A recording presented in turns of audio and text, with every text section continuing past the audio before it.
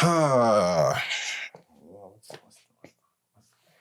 is this? I need to mirror how you sit because I'm like, No, you do not. well, I don't know. I don't know if it's like, do we want this action? Do we want I think that whatever you're action? doing is perfectly fine. Oh yeah, sorry. Let me think about what's the intro again. Hello, welcome to the show. Because I have forgotten the name of the show before. But that was episode 1, so it's Oh, that's okay. That's fine. Whatever, we'll just wing it. Okay. On what? Actually, no. We're not winging it just yet. I have a timer here. This might make a soft noise when it's finished. Okay. Don't worry about it. Okay. On 1, 3, 2, 1.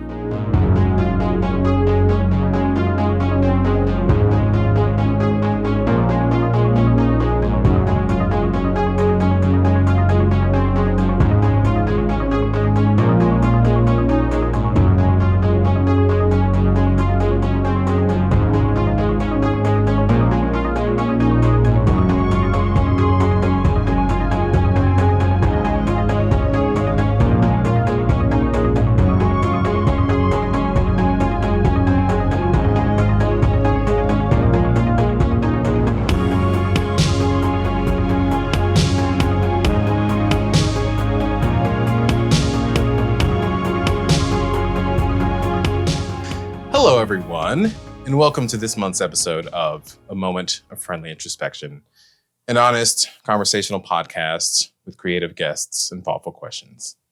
I got it right. Yay! This month, I have a dear friend with me, Moriah Quint. Moriah, Aw. how are you? I'm doing great. How Really? are you? I'm doing well. Yeah. It's been an interesting week, Yeah. and we were just talking about how interesting of a week it's been Yeah. for you.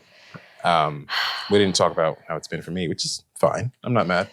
I need to go right now. No. I'll start everything off wrong. Yeah. It's funny because I like to live a little life between records, and it's been about a month since my last one, and I've done a lot of things in between. So I'm like, good Lord, how am I? I have no idea. Yeah. Oh, you know what? That's real. I feel like I was just talking to a friend the other day and she was like, so how are you doing? And I was like, you know what? This is one of those things where it's been a while since I've checked in. Totally. Yeah. So I was thinking about that the other day. I was like, oh, it's been a bit. Yeah. It's everything. I So mean, I feel you. Do you want to talk about it? We can. Sure. Yeah. I think when it's been a good amount of time since checking in, every time I've attempted this last week, which it's been difficult, it's like there's so many thoughts in my brain that I just want to put it off because I'm like, I can't sort through all of that. So when it comes to things like that, I try and, journal or just go on a walk or anything like that. But it just feels that I haven't had enough ample time to do any of those things for long enough to get somewhere. Yeah. Because I don't know about you, but when it comes to things happening, like to process that takes about 3 to 5 business days for me. So yes, absolutely. I can't just process through it because I'm like, well, this is gonna be a bit. Totally. So the least I try to do is I guess kind of zoom out on, okay, generally what's going on, how is it going, and all the things that are involved, we'll get to eventually, but you don't want to get to it, I feel like, where you are playing catch up or it's gonna get you, instead of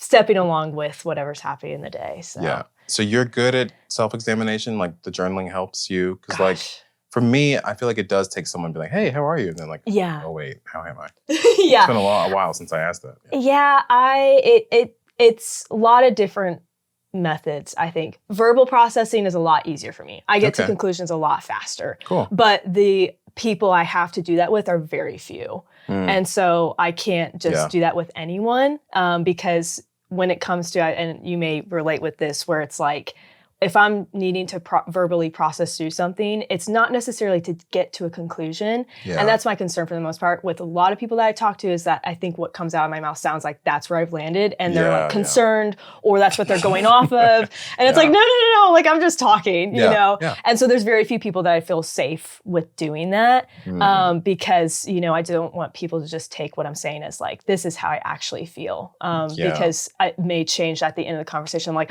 there it is. Yeah. And that happens in the conversation where I'm like, whether with a couple friends or something, I'm like, and this is what it actually is. Just took some word vomiting to get there. Yeah. Journaling, if it's not the fastest way I can process, but for little things, it does end up being very helpful. Like I've had times where it was like, everything felt chaotic and not a lot was actually happening, or some circumstance happened. I'm like, I feel really guilty about that. And there's really no reason for me to feel that way. So I just shouldn't feel that way. Sure. But then, that doesn't just get rid of it. So sometimes if I think in the moment, I think that's the other thing too, is actually stopping yourself when you're in that moment to be like, hold on, let's actually just talk about this and why this is happening. So in those moments, it's been helpful to sit down and journal and be honest. Yeah. I think that's really what it is just having a space to be honest and not judge yourself for what you're thinking or how you're thinking, which is what I come into difficulties with. No, yeah. Do you find that those few friends that you can just do the verbal processing with, that they're just good listeners? They're not offering like solutions? Yeah, I think for the most part, they aren't offering solutions. They're just kind of letting me talk. And if they do want to offer a solution, it's like we have enough history at that point that I want to, like they know I want to hear what they have to say. Yeah.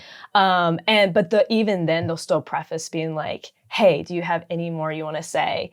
If not, like, I want to throw a couple things. I'm like, yes, absolutely. Yeah. But for the most part, like what helps with the ones that like I'm so appreciative of is when I'm talking and then I'm like, that doesn't even make sense. They're like, well, just try again. Let's keep going. And That's I'm like, nice. Okay, that makes me feel better. Heard that. Yeah, that has been so nice having people like that, because then it's like, okay, number one, it lets me know like you actually do want to listen, and I'm not just being annoying or burdensome, because there's just like the insecurities that you feel when you're having conversations like that. So having someone who like takes the initiative to say those things is super helpful when processing, because then it's like, okay, yeah, let me try again, because it's not like we're not in a rush for anything. I've learned so much, I think, from that friendship. I mean, I would say the Gosses, if we can name names. They're so great with communication when it comes to like, even if we don't have enough time, they always will preface, whether it's, hey, let's try again, or like, tell me more about that, or they'll pick up on something and be like, that sounds like something, let's go into it. Yeah. And you're like, but I don't want to. Or if they're like, hey, I love this, but I need to pause, and I need to go do this, or we need to go do that, but like, please hold that thought, or let's come back to it later. So they're just really great, I think, about giving space for that, regardless of what's going on. So do you think you're good at that? I'm trying to think. If I can't think of prevalent examples enough, then I don't think so. I think with my closest friends, yes. Okay. I don't think I do that well with everyone. Yeah. And I would want to ask why, but on the other hand, I also know it's very easy for me to soak up a lot of that, that kind of communication. And so it sounds terrible, but it's like, if I know it's going to be in a place where I can't handle it, I try and steer away. I think that's fine. Especially if it's like, I know I can't be that person for them in this conversation or this circumstance. And I think it does a great disservice to think that I can do that for everyone and then end up just pulling away, and they're like, what? Like, I consider you one of my closest friends, kind of thing. It's just like, Yeah. So, but that's a great question, because it's like, I don't know. I would hope so. I think it's hard to know unless, I have them to me like, do I do a good job? I think that's a great question. I should ask them, though, to even check in. If you want to. Yeah, no, I think that's would be always afraid great. to. Because I think I even had I had a conversation like this sort of with my sister one time, and it was just the way that we communicated, we knew wasn't the best, but we never really asked each other like, why? Yeah. And so the first time we were able to do that with each other was so helpful, because it was like, then you take the personal stuff out of it, in terms of like, it's not that I don't want to listen to you or all these other things. It's just the way that we are communicating is very different. And having those kind of questions, I think, helps being able to understand someone better, and also that's a way that you can love someone really well too. Yeah, it's definitely a sign of wanting to invest in a relationship. Just like, how can we communicate better? But it does seem like a scary question. It's like, hey, how am I doing in communication? How can I be better? Because like it would be so easy to take offense to whatever the answer is. If it's not, you're amazing. Right, right. Yeah, especially people close to you, like friends and your sisters. Like, oh man, do I even want to ask this? Right, yeah. I mean, I feel like feelings like that come up a lot when it even comes to like apologizing or asking if someone was hurt by what you did. Even if you didn't mean it intentionally, it's like something just happened and it affected how you felt. Even if I didn't mean it. That's a hard one. I don't know if you have like examples of like dynamics of, I'm so curious. Like, is that something where because I want to know, like, is it something that you can pick up on, or does someone have to tell you, or? This person had to tell me, and this is a dear friend of mine. This happened maybe a month and a half ago. I don't know. He was seeing a pattern of me treating him a certain way. Unbeknownst to me, I was not actively trying to hurt this person. Right. Because he's amazing. Yeah. But we sat down one time. He's like, hey, I've been noticing this. Like, are you doing this on purpose? I was like, Jesus, no. I would never dream of such a thing. I thought I was just giving you crap. He's like, this hurt me. I was like, oh, dude, I'm sorry. I would never want to do that. And since talking about it, he says it's been better. Yeah. And honestly, maybe after the first week, I stopped actively thinking about it. Yeah, I don't know. Sure. That's amazing, though, that he even told you to. I feel like that's really hard if you know someone's not even meaning to. Yes. But like he wasn't sure if I was meaning to or not, which I definitely was not. Yeah. But like, I guess it was happening so often. He was like, is he trying to do this? It's like, there's a pattern here. Yeah. And I for sure wasn't. But like, I liked, even though it was hard for me to hear, I was ready to be, I guess, repentant, if we want to use the biblical word. Yeah. Like, oh, dude, no, I'm sorry. Let me turn away and do something different. Let me do right by you.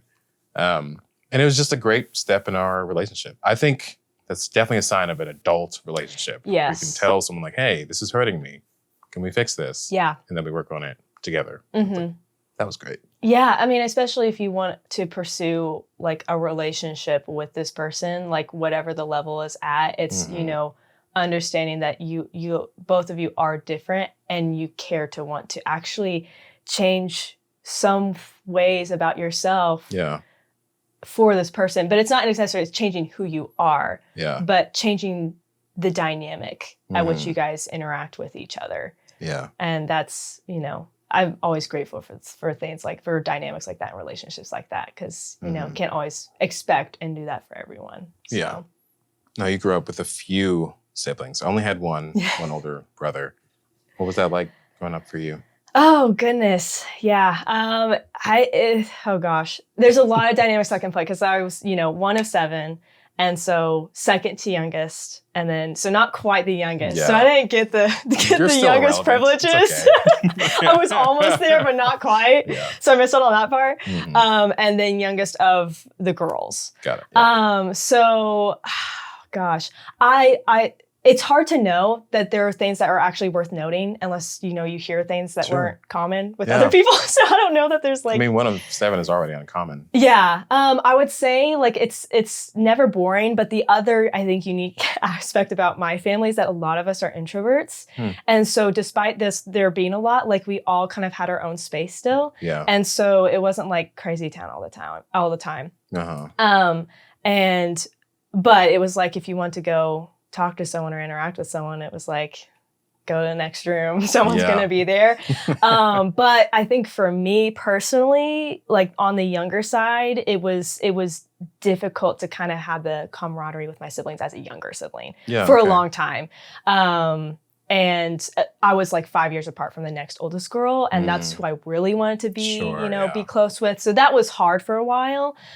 So I can't say like if that, fed a lot of, how I function independently, like a lot of those. attributes. But I think today it's been so nice. I mean, everyone's grown up, so everyone's gone through their quirks and all those things, and everyone loves each other. Because you have the sibling rivalries and all that stuff when you're younger. Yeah. But now it's been so sweet because it's like, I think especially I've seen this, which I think is fun. It's like when it comes to, hey, I want to catch up with someone or FaceTime them or call them. It's like I have 5-6 people I can go through in a day. That's great. And so that's fun. I would say, and it's also been really fun to just have the different dynamics of siblings you get to interact with life-wise too. Because like some of my older siblings are married, some of them have kids. My youngest brother is getting married next month. And so it's very, it's never boring, I would say. There's something always going on. So I'm grateful for that, and grateful that everyone is still like around in that dynamic, because I think that's not I don't know how common that is, but I'm grateful to have it. With like connection with each of them, because I love them. They're fantastic. How did you find and foster your own creativity growing up? Oh gosh, I feel like it would be difficult to be singular in a family that big. Yeah, no, that's a good point. Because I had my older siblings, my oldest sister especially, I think I looked up to a lot. And when it came to creativity. And so she was an artist. And so she like visual artist, so would draw all these things. And then my other sister, everyone played an instrument. My other sister was a dancer. My brothers are creative in other ways, but not necessarily in the ways that you would like, I guess you could put creative, on the outline. So I drew a lot, and I loved like, being exposed to that. Having music as another way. Writing was another one too. I loved writing short stories, and like I have like a little box of all these little short stories that I wrote and drew. That's so cool. Or like illustrated, I guess you could say. Published author at the age of 9. I published them myself, self-published author. There you go. Reader of 1 or 2, if you count my mom. But those are fun to always open up to occasionally, because I mean the spelling cracks me up. Oh my gosh. It's so bad. It's the best at the same time. And the stories are weird. But anyways, so I think that was like one of my favorite things that's like always been consistent, is like the writing and the illustration and the music, and all of them kind of tied together in some way throughout my life. So that's still something that I'm always like figuring out. And then baking, that was another one for a while too. Hot second was going full on that. I love that so much. Mariah makes the best chocolate chip cookies I've ever had in my life. Some today. No, it's okay. Dang. It's okay. It'll happen soon. Yeah, tell me more about baking, because like I am the type of person who hates cooking but likes baking. But I really only bake one thing a year. Every Thanksgiving. Is that the cranberry cookies? Yes, I make white chocolate cranberry cookies, and I make like 200 of them. And I bring them into the office at Centricity, and also like I take them to friends just throughout, just as a nice little holiday. Like, hey, I'm thinking of you. I made something. Yeah, and it's such a great, like that is, I feel like cranberry white chocolate is what it is. Like that is like the epitome of a holiday cookie. Right? I feel like, Isn't it great? And it's different. It's not just like some basic, it's like, here's some flavors. Yes, this is excellent. Dang, now I want them. One day. Hey, we'll have a cookie exchange. It won't be fair, because I'll be comparing mine to yours. No, but that's the thing. They're two different things, very different. So you get best of both worlds, I feel like, in the cookie world. Yeah. Were you the only baker in the family? No. Okay. So my mom, of course. My mom baked as well. She was the one who baked a lot. And so she would like bake a cake for all of our birthdays. They would always be like whatever the theme was. Yeah. And so there was that. And then she would make these butter cookies with icing on them. So that was another big thing. All these different cutouts. And so very common growing up with like holidays. That was one of our traditions for holidays. Yeah. Is that she would like the ones I remember the most are for fall and for Christmas. But she would make these butter cookie cutouts of like fall leaves and acorns and all this stuff. And then we would all be given like a stack. And then she would make the icing and everything. And the way that we do it, we don't like draw it on. You can, the way we do it is we dip them, and then you can, it's a lot faster. It's very efficient. It sounds like it. And it's very delicious. So if you want to order some cookies. I mean, maybe.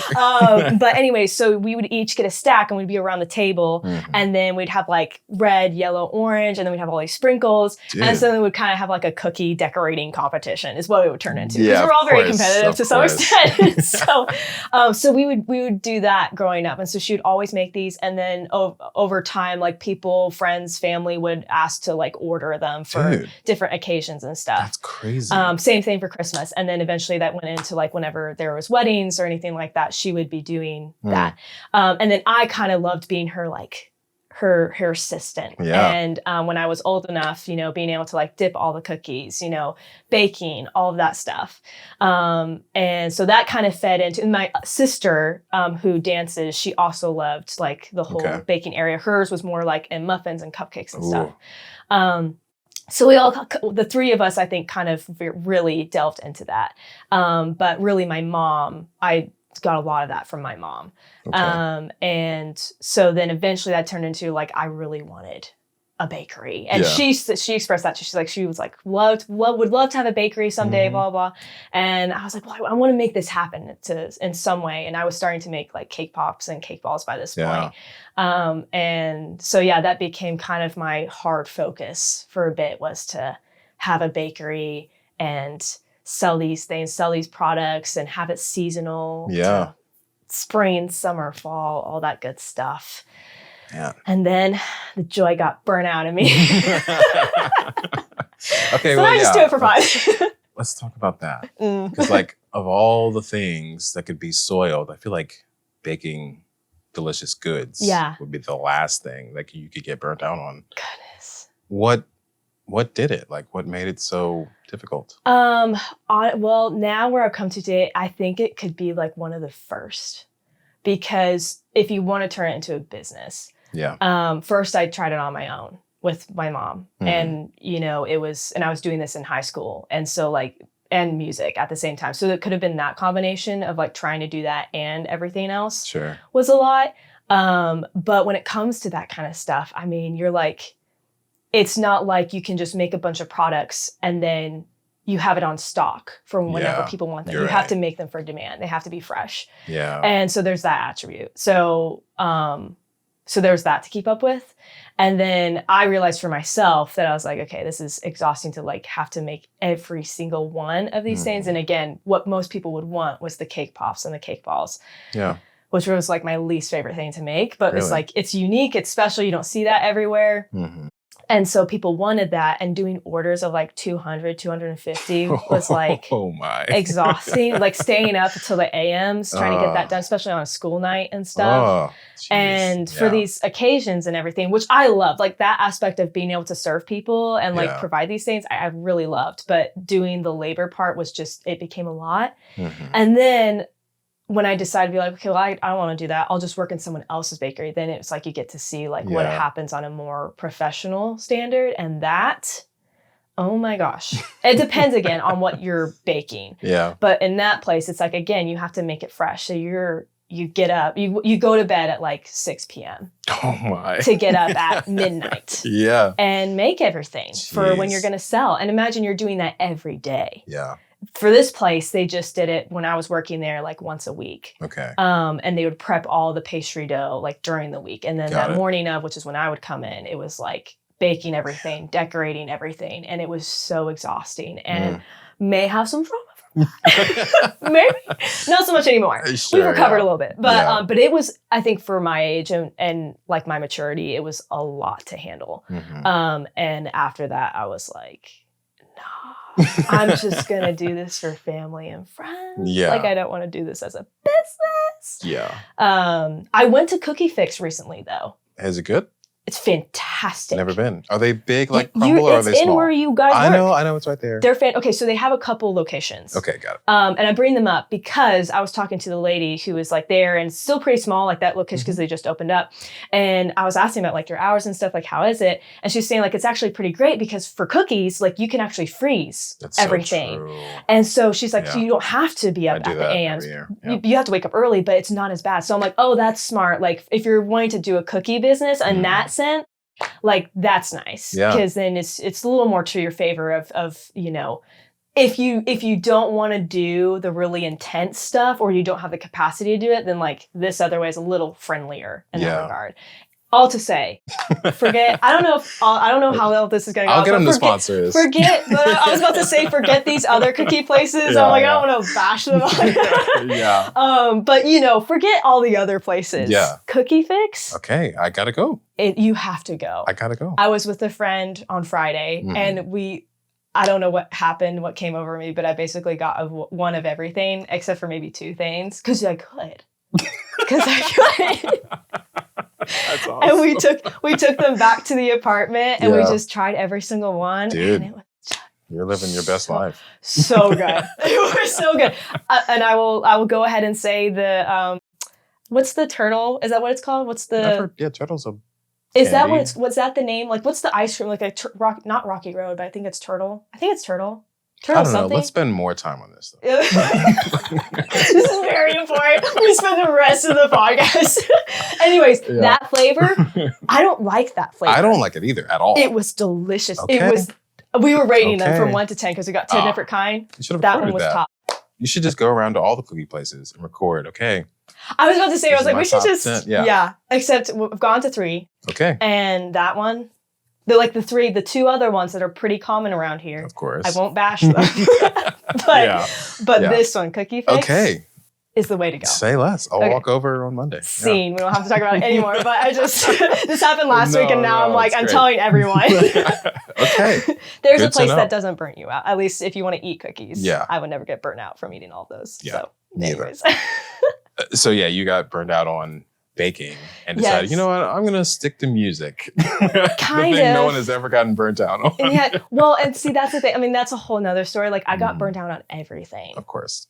Because it was not baking and it was art, like visual art. That's what I was doing. It was like, okay, well, I'm going to make this a thing. Because all these things I've been doing since I was young, like, I don't know. I'm still recovering from all that pressure I put on myself to like figure out what you're doing for the rest of your life. And it was all in these creative attributes. And so it was like, okay, well, this doesn't work anymore. So I'll try this. And I was still like doing music. But by that time, I still didn't know about the music industry. I thought it was just like solo or teacher. And I was like, So down the road, it kind of led into music. But the way that happened was like not like all the other things that I had pursued or spent my time in, which I think was very important to keep going in this route, that if it does burn me out or if I get there, it's not a sign of like, oh, okay, it's time to move on to the next thing, which was what really was the indicator for all these other things. Still what I do to some extent, but just not my focus. Getting burnt out in this area isn't, that indicator to stop. It's like, okay, well, we need to figure this out because this is important. And it's not enough to use the excuse of like, well, I'm tired or this isn't giving me joy anymore. It's like, well, why? Because this is something that matters enough to me that like if it means I need to take a step back in some areas, or, I mean, music is so broad. Like, there's a million things you could do. Yeah. So it's like, okay, well, maybe I'm not spending as much time doing this thing over here, and I'm going to just focus over here in some way. That's not as intense, I guess you could say. Yeah. But still being in this avenue. So. Not that we're going to solve it here. What do you mean? This is why I came. I mean, like, what is it about burnout? How do we avoid it? I found that for me, taking breaks really helps. Doing your best to fully remove yourself from all of the work-related things. How do you do that? Because I feel like that's really hard in a place like this. I think it is very hard, especially in A&R, where like you're always on the clock if an artist needs something. And these are things that it's like truly, I feel like to some extent it matters. Yeah. So I think for me, literally leaving this area helps me a lot. Going away from like the state or just like a country over? Or At least getting out of Franklin, Nashville area. Got it. That helps me. Like I went to New Jersey to visit with my parents, which wasn't like a full vacation, but I wasn't here. Like I went to Los Angeles since my last record, which also wasn't a full vacation. Like I went with our A&R team and it was kind of worky, but like I wasn't here. And both times I came back a little refreshed, like, okay, let's get back to work. I'm ready to do stuff. Like, let's do something fun. And how did you disconnect like fully while you're there? Because I feel like you got your phone. Of course. So there you go. It was not easy, but I think doing my best to keep a boundary of like, you know what, if something is essential and I'm the only person who can probably help with this, and it seems urgent, I'll step in. Yeah. So did you beforehand, do you try and like delegate to other people being like, hey, when it comes to these things, like that way, like, okay, this person can do it or this person can do it. Yeah. Usually I have an outgoing message saying like, hey, if you need something from archiving, hit up Matt, or if you need anything else, hit up Diane. I'll text my artist like, hey, I'm going out this week. If you need something, text me. I'll be here for you, but just letting you know that I'm not in my normal role. Yeah. Sometimes are better than others. And on the not better than others times, I'll feel bad. Be like, dang it, I didn't totally disconnect as well as I should have. And that's not healthy either. But I was about to say, how do you recover from that? Because that I feel like would all like that would carry into like what you do. I can be like, dang, there was my chance and I blew it. And yeah, I think just try again next time. Yeah. Just be more disconnected. It's okay. Yeah. On that note, let's take our first break. Hey. And we'll be back in a second. Fantastic.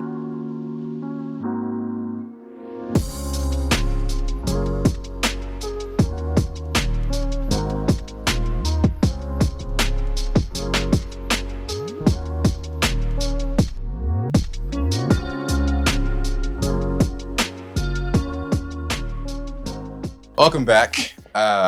We were just talking more about just trying to find time to take time for yourself and how difficult it is and how much, at least for me, how much guilt there is around doing that. But I really feel like it's so needed in order to not burn out of whatever you're doing. And it's, I think, at least from what I hear, like it's such a Western culture thing of like always working and always going. You go to the countryside or somewhere else and it's just like way more organic in terms of how life goes. And I'm just like, dang. Like it's very easy to just, you gotta be going. And that's what we get known as. Yeah. As a culture that's just always going. And, totally. And it's like, there's always things to do. And I'm like, gosh, there's a reason why in the Bible it was like you had to have a year. Like the current thing you had to do then was like farming and all that stuff for the most part. I'm a, theology major. I know all these things. I'm not.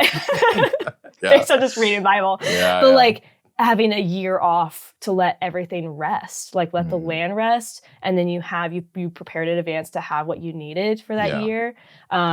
And maybe if you didn't, trust the Lord, faith, let's go. For sure. But like there was that, like there were so many times where it was like either you're taking a year or it was like a month or whatever it was, like that was embedded into how you did things. Yeah. And we don't do that. Like if anything, we're trying to find ways to cut it as much as possible. And it's damaging. It totally is. That on top of the fact that there's just not enough money to live anymore. So if you do have a hobby and you can monetize it, then you should. Right. But then that's how you get burnt out on that thing. Like the thing that was supposed to be fun and not your main thing. Yes. Now becomes a moneymaker and now there's expectation and all this stuff. And that's how I got burnt out on everything else, was that eventually, and I did this to myself. I was just like, this needs to make money. Yeah. And so then when it became that, it was like easily got burnt out. Because it was just like, if it wasn't resulting in a certain outcome, then what was the point? Yeah. And it not being just the enjoyment. That's hard to get back into that state with some of these things that you did for fun. Yeah. To do it for fun again. Totally. Simply for that. Yeah. Before I started this show, I asked a lot of people, do you feel like a creative being? And I wish I had saved that question for this show because it's a good one.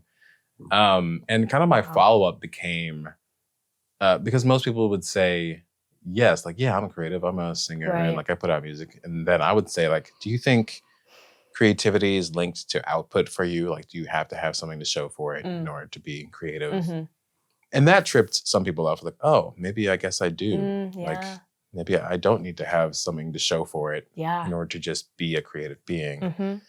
And yeah, I think it's just a symptom of where we live and the time we live in. Like, you have to have something to show for it if you are creative. Yeah. Yeah. It's rough. I mean, it's like, it's hard to not have that expectation, I think. And just to let things be.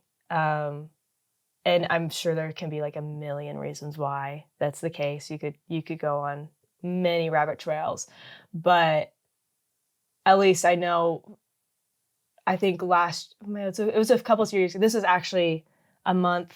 This was the summer before I came with you guys. I was like trying to find like my next internship or whatever for the summer. Yeah.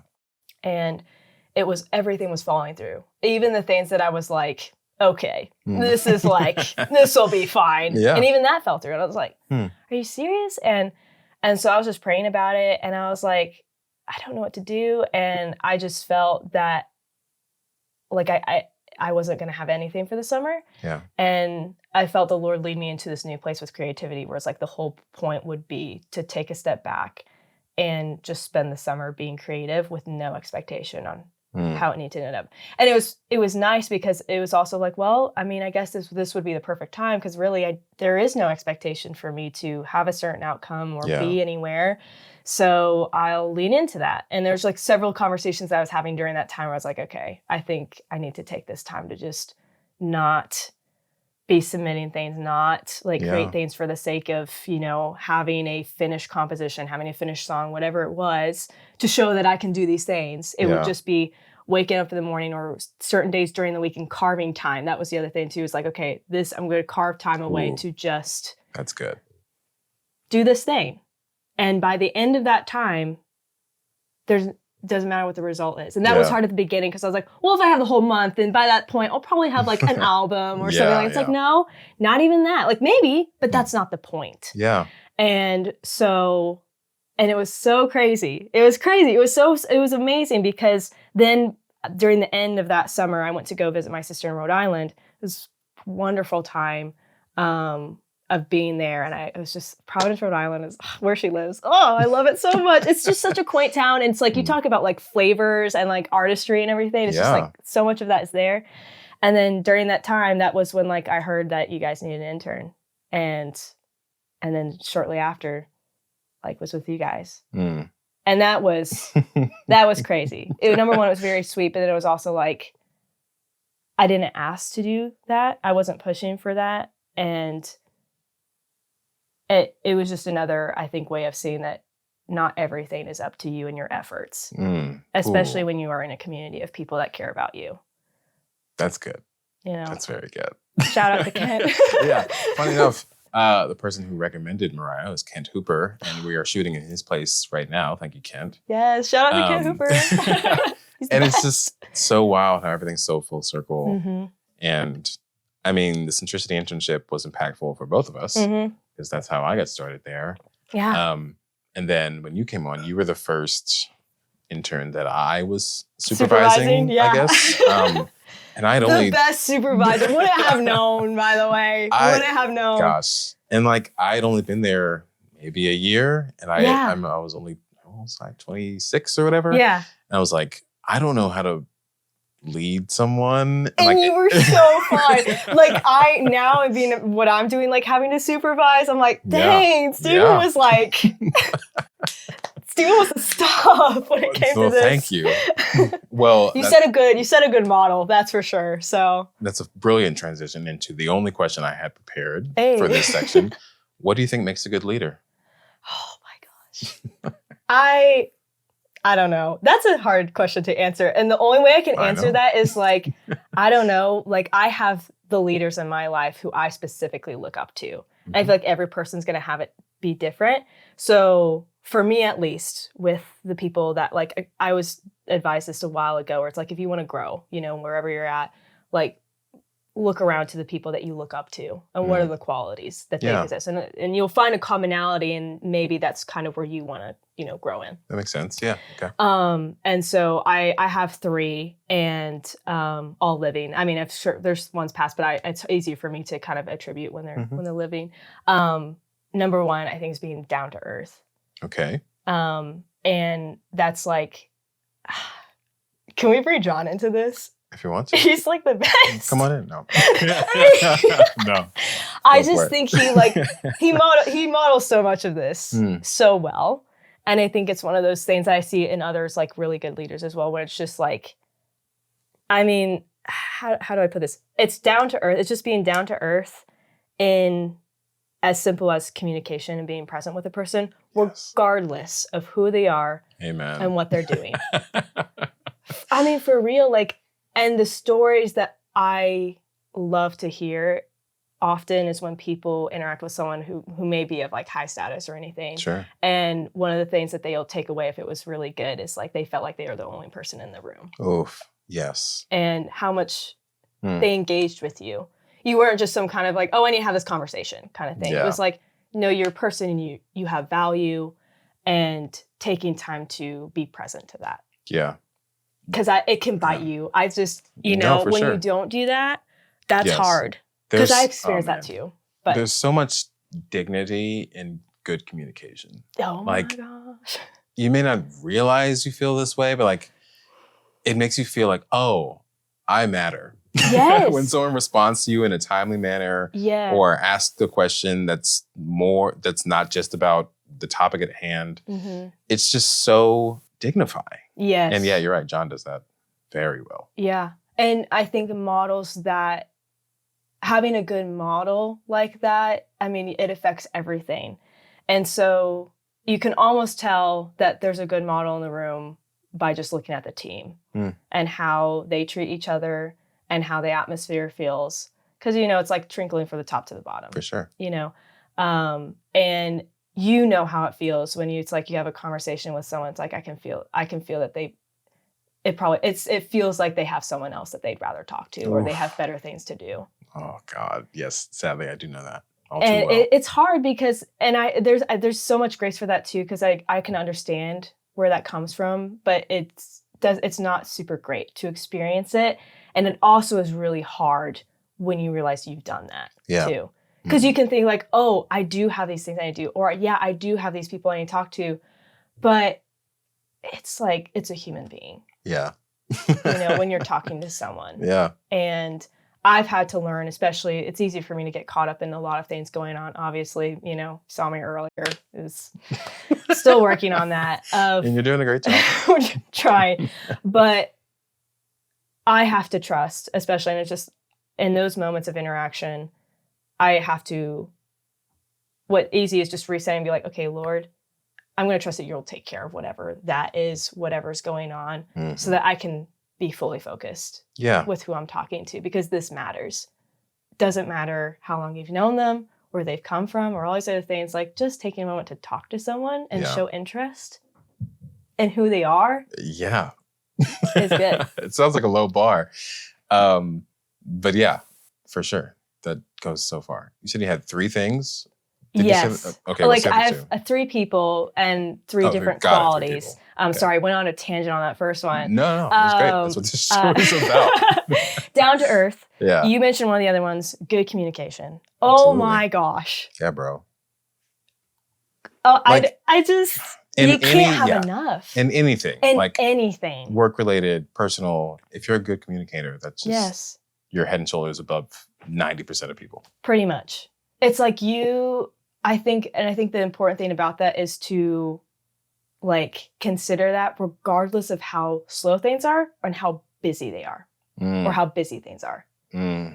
This is where I can get guilty. Like, oh my God, I'm so busy. It's been 2 days since I responded to them. Sure, right.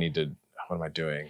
And that's the other thing too. It's like, okay, because it happens. It does. It happens. And that's why I like having models, or I like having leaders. It's like, how are you doing that? Right, bro. Because regardless of what happens, because we all mess up, they still have a standing that they hold, or a standard that they hold that people still value them for, regardless of like if they, if you got involved in something that's like, I'm so sorry I dropped the ball there. Like even that is just like, hey, maybe you did drop the ball. You can admit that. Yeah. And it's not going to be, I think that's the other thing is this quote where it's like, don't trust a leader who doesn't walk with a limp. Whew. Say that again. That's good. It's like one of the biggest things I've seen with really good people who lead well is that they made mistakes, but they were honest about it. And then their goal wasn't to cover it up. It was to learn from it. And then also help other people walk in a way where it's like, their goal isn't to make you a perfect person or to do exactly what they're doing. It's to just embrace that you are human. Yeah. You're going to mess up, but how are you going to handle that? Mm-hmm. You can be honest about it, or you can try and like brush it off or act like it's not happening, or, you know, it's not even, doesn't matter. Because all those things do matter. Yeah. And I think really good leaders are honest and authentic about those kind of things. And it's hard because it means you have to show vulnerability and show that you aren't perfect. Yeah. I love being around people who are quick to say, I don't know, or I'm sorry, and like have it be genuine. Like, okay, like you're a real person. That's great. Yeah, right. Because at least in the music industry side, and this is not centricity, but I found that I feel like some people can be like, yeah, that was their fault. Or rather, like, I covered my butt in this email. Don't look at me. Yeah. But like, even if I'm tertiarily involved in something that goes mildly incorrectly, I'll be like, oh, I'm sorry. I should have double checked that, or I should have made sure of something. Yeah. Just because like, I'll own up to it. I don't care. Whatever. It's I'm easier. Just learning. It's so much easier when you're able to do it quickly too. Mm-hmm. You know, I feel like that's the other thing. It's like, it's a hard thing, but it's also easy when it's just, you notice it, you just go ahead and be like, hey, I'm sorry. I dropped the ball here. Or I should have checked on this thing. And then you learn from it and you move on. Totally. Understanding that it happens, and, you know, you'll try and do better next time. Yeah. But it is hard because it's, you know, I think the fear that's involved is like, people aren't going to trust you. They're going to think less of you. Yeah. But it's the opposite. You're right. You know, the good things often have, you know, the fears make sense, but they'll have the opposite effect of what your fears are. How do you feel like you lead or supervise the people you work with well? Oh, goodness. I'm still learning. And I think I learned a lot of things from the first month. And those poor interns. Oh, bless them. I'm still learning. But one of the things that I feel like I've gotten better at this time around, I'm, you know, still learning again, is trusting. Just trusting that they can do the things that they need to do. Now, granted, there are reasons if you depending on who you have, you know, there may be some reason for like, okay, well, I need to be on this person a little more or on this person. But for the most part, I think communication's big, of setting them up for success. Yeah. If you did everything you could to set them up for success and mistakes happen, then it's like, okay, well, let's meet back around. Like maybe it's something I didn't communicate, or we need to run through this again, whatever it is. But then just like treating them like your team. Working together. I think the first go around, I was so stressed all the time because I didn't have that trust with them. Just because it's my first time, I'm just like, I don't know how much I need to be on these people. Totally. You know, I felt the same way. So I think I feel like I overcompensated. And this time around, I've like taken a step back, and it's been great to see them just do their thing, and they've been awesome. And then to also, I mean, I think it's easy in those dynamics where it's like, I'm a leader, I'm like supervising, so I'm like over them. Yeah. And then to have that weird dynamic of like, I can't treat you like my equal, and then that's weird, and I don't know what to do. So throwing that out the window has made it really easy too. It's made it a lot better to just be like communicating. That's what's made that better. It's like, okay, hold on. We're doing this together, and it's like, you made a mistake? Okay, let's talk about it. We'll work through this. Not a big deal. Yeah. This is the other thing I'll just tell myself, because it can get really easy to get stressed or whatever. It's just like, hey, is someone going to die? Probably not. Yeah. So it's just, it takes away, it's diffusing the situation. I think for me, it's just learning, okay, how can I continue to diffuse the situation? Because I can get really heightened on just like, if something didn't get done or whatever it was. And, you know, things are happening every day. So it's like things are bound to get missed. And I just have to work on diffusing the situation as much as possible, even if it's just for me, so that I can communicate to them in a way that they can, like, that's clear. Yeah. I think it's easy if you're in heightened situations, at least for me. It gets harder to communicate. Yeah. And then it's harder to carry out what it is that I'm communicating, because, like, are we on the same page? I don't know. Yeah. So diffusing as much as possible and just having a level head has been easier this time around. Okay. I don't think I answered your question because it's still something, because I don't know how I'm doing. How am I doing, Stephen? Just have you comment. So it's like, I hope I'm doing good or doing well, but I'm thankful to my team because they're doing great and they're awesome people. I mean, that can go into a whole thing of like, how do you do that on the interview side? Because I think that opens up a whole nother can of worms, because it's like, compensating or diffusing that as much as possible on the front can make that easier on the latter half. And that's hard.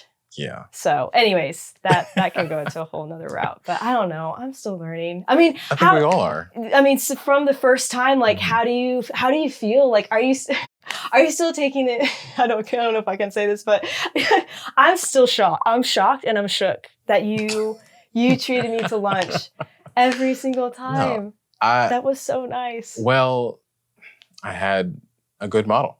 Like when I was the intern, and I was in a kind of different situation than you. Like I was 25 and I had a job. My wife had a job. So like we were okay. Like we didn't necessarily, like you were still in college. So like, I know it was like in college. Like I didn't have a single dollar to my name. Right, so right. Like, oh my gosh, I need help here. But everywhere I went, John was paying for everything. I was like, oh, that's really nice of him. Like he doesn't have to do that. Yeah. So I was like, hey, if I ever get the opportunity, I'm going to pay that forward. Yeah. So I like doing it. So good. Yeah. And that was really great. And just a lot of things I learned from John and Matt and James, just like how to go about things, how to treat people, how to treat situations with artists on the roster, being open enough to share with them like, hey, this is the first for me. What do I do? Right. That was super helpful. I think a lot of my intern leadership style came from just my interactions with them. Yeah. And I guess it's worked. Yeah, I think you mentioned that in our last conversation too, where it was just being honest about where you're at too. I can't remember if we talked about that, but very honest. But it definitely helped this time around. I think where it was just like we're going through something like I don't know. Yeah, I'm just like know. Here's how I'm figuring it out. Like if there's anything I can show them, it's just like I actually don't know, but here's how I'm going to figure it out. Yeah, and maybe that can be helpful. I'm sure that's super helpful with me. Yeah, kind of thing. Because sometimes that's the case too of just like it. I remember being in that place, and it was like, how much can I take the initiative without like, I don't know, acting in a way that isn't going to help, or it's overstepping the boundaries, whatever it is. Sure. And just being able to show them and be like, this is how much I'm going to overstep over here. Feel free to come along with me. Yeah, totally. So that's like, because I hear it's really common, like in that, and because I experienced it too. I was so afraid, and like, I didn't want to be a burden. I didn't want to like say the wrong thing and all these other things. So like giving them as much leeway has made it so much easier to be like, we're all learning together, and then it opens up the communication of like, tell me what's going on. Like, do you have questions? Like, what are we wondering about? And then like ideas, like, what if we do this? Or I'm like, oh yeah, that may be great. Here's what I'm going to also check on before we do that. So that's just like working on those processes together if we don't know how to do something. So that being honest about that has definitely helped a whole lot. That's good. So thank you. Of course. Thank you for that. But the models that you have, like, I think that was something else that I think is really great about what you showed, is just because you reached out and you took the initiative to connect with John. You know, it happened, through mutual contacts first, but then eventually coming to a person that you valued how they led, and then being around good leadership. I think something that drove me, and still does, was just like, how can I help this person? Like, they're obviously in a position of power and like they seem to know what they're doing. Right. But is there anything I can do to help make their lives easier? So like there was some stuff in the Monday meetings that we do that was like a little bit askew when I got there, and I cleaned some things up. Like the unsolicited emails were a mess. Right. Like, okay, let me answer all of these. I think there were like 80 unanswered. There was 80? It was a lot. Dang. And I took the first week, and like that was my main focus, and I responded to all those just to get it caught up. Good Lord, that was oof.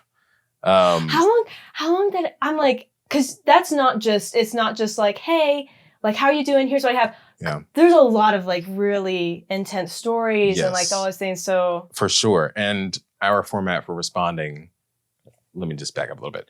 Unsolicited demos, people can write into Centricity and send in songs that they worked on, whether they know like anyone at the label specifically or not. Mm-hmm. So they can just be like, hey, I wrote this song. Here's the story behind it. I'd love if you could listen to it and give me some feedback. So there is someone at the label who listens and responds. Typically, it's the A&R intern's job. And while I was the intern, I did this. And the format that John instructed me that we use is usually we will like say hello. So usually I'll find their name specifically and say, hi, Moriah. We'll listen and we'll find one positive thing to say about it. I liked the way the melody sounds and the piano. And then typically 95% of the time it's a pass, a polite pass. Like, this isn't really a fit for Centricity, but keep going. I hope this is inspiring for you or you do more stuff like this, whatever it may be. Yeah. So you're right. It's not just like, hey, thanks for sending. It's like, hi, Moriah, I listened to this and I like this specific thing about it. It's not a fit for us, but keep trying and send more stuff if you want to share it. And yeah, it took a long time. Yeah. But it just felt like, okay, I'm here now. I can't leave this for the next intern. Like, that would be poor of me. So yeah, I did that. There was some other stuff. I was just like, I can clean this up and make it easier for them. And I guess I just did that enough times that they were like, we should keep him. Yeah. To fix more things. I don't know. Right. Yeah. Well, and I think it shows two things. On one part, like the leadership that you were under and showing, like, even in that small space, it means you could call it small. I think it's a really special area and things that you guys do, of still letting people send things through. Yeah. And then having the model of like, here's how to show value to this person who took the time, regardless of if it's good or not. It's dignifying. Once again. Right. Showing that in like, again, like in a small way.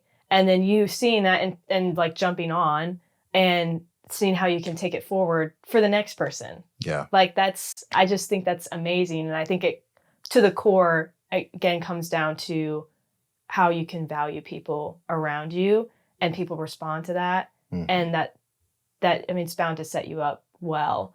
I mean, I see that a lot with my mom too. Like, she's another example of someone who values people really well. It's just like, dang, I have a long ways to go. But all to say, like, I'm glad that I came into an amazing example of not just you, but then also John, and then just the whole company itself, like modeling that, because it makes a massive difference. And every person I talk to who comes out of there is like, loves you guys. Oh. I mean, we had a guy come in who sat with you guys, I think the day before or the day of. And, oh, wow. And I was like, oh my gosh, like, I'm so glad. And he was so touched.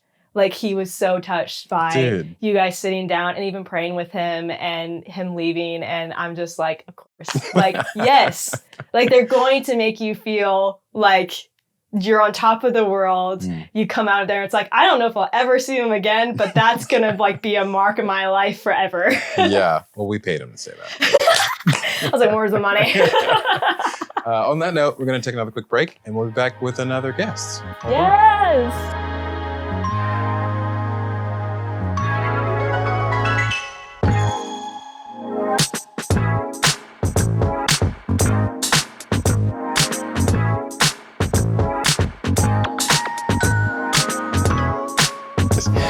Hello, everyone, and welcome back. I don't know if you can tell, but we have an extra person for the second half of the show. This is Taya Lema. Hi. Yes. How are you doing? Good. How are you? I'm good. Thank you for joining us. This is a first for me, for sure, having two guests instead of just one on the show.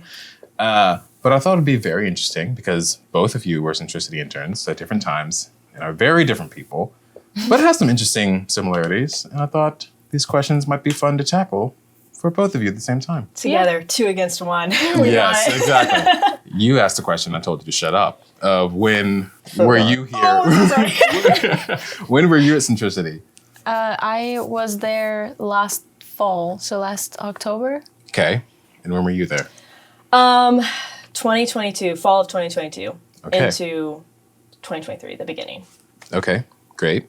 Which is a great transition into the first question. Mm-hmm. Do you remember when we first met and what you thought about me? Yes, this is great. Sorry, I love this. I mean, yours is more recent, so. I met you at the Well in Franklin. Indeed. And I had no idea what to expect, really, because I was partnered with Centricity through my publishing professor at the time. Mm-hmm. So he had me in contact with Maze. And then I wasn't sure what to expect at all, because the thing about my professor is he was at the time just like hooking me up with a bunch of different people. Sure. But I never had like the backstory on any of it, or even necessarily what I was applying to. So he was just like, these people might be cool. Yeah. Hang out with them. Yeah, pretty much. So I was like, I had no idea what to expect. I met you, and then you were part of the A&R team, which I didn't even know was what it was going to be, because he was initially trying to get me an internship with publishing or licensing. Uh-huh. And so then to be A&R, I was like, awesome, that's cool. Yes. Okay. I ended up in this best spot. No, yeah, I think so. Oh, yeah. It was, yeah. Because we went to Curio, I think it was. Mm-hmm. Never been there before. And I was a little confused because it said like coffee and brewing. Oh, and I was like, huh? We're going to get hammered. Yeah, I was like, so it is the morning time. But yeah, we had connected over email because Kent connected us with John first. Yeah. And then I guess you guys had just talked about needing an intern. Literally just. Yeah. So I love it so much. Yeah. And then you we're very chill through email. We're just like, well, we'll meet during this time. Okay, cool. Yeah. Meanwhile, I'm freaking out. So then going to there and met up with you, and it was so nice. Like number one, you asked great questions. I was even thinking about it today. I don't remember. One question that I thought, I was like you were just very, which is the kind of thing where it's like anyone can go by any questions and stuff like that, but you were very intentional about like thinking about patterns and also like, wait, let me ask this over here in regards to this person. One of those questions being like, I guess you had seen my resume or something like that, and we were talking about different creative stuff, and we had talked about burnout, and you're like, so what makes music different, and how do you think like that this would not happen? And I was like, such a valid, it's a great question. Because I was like, yeah, if you see all of that and you hear all of that, then it's like, hey, you're going to burn out on us. Totally.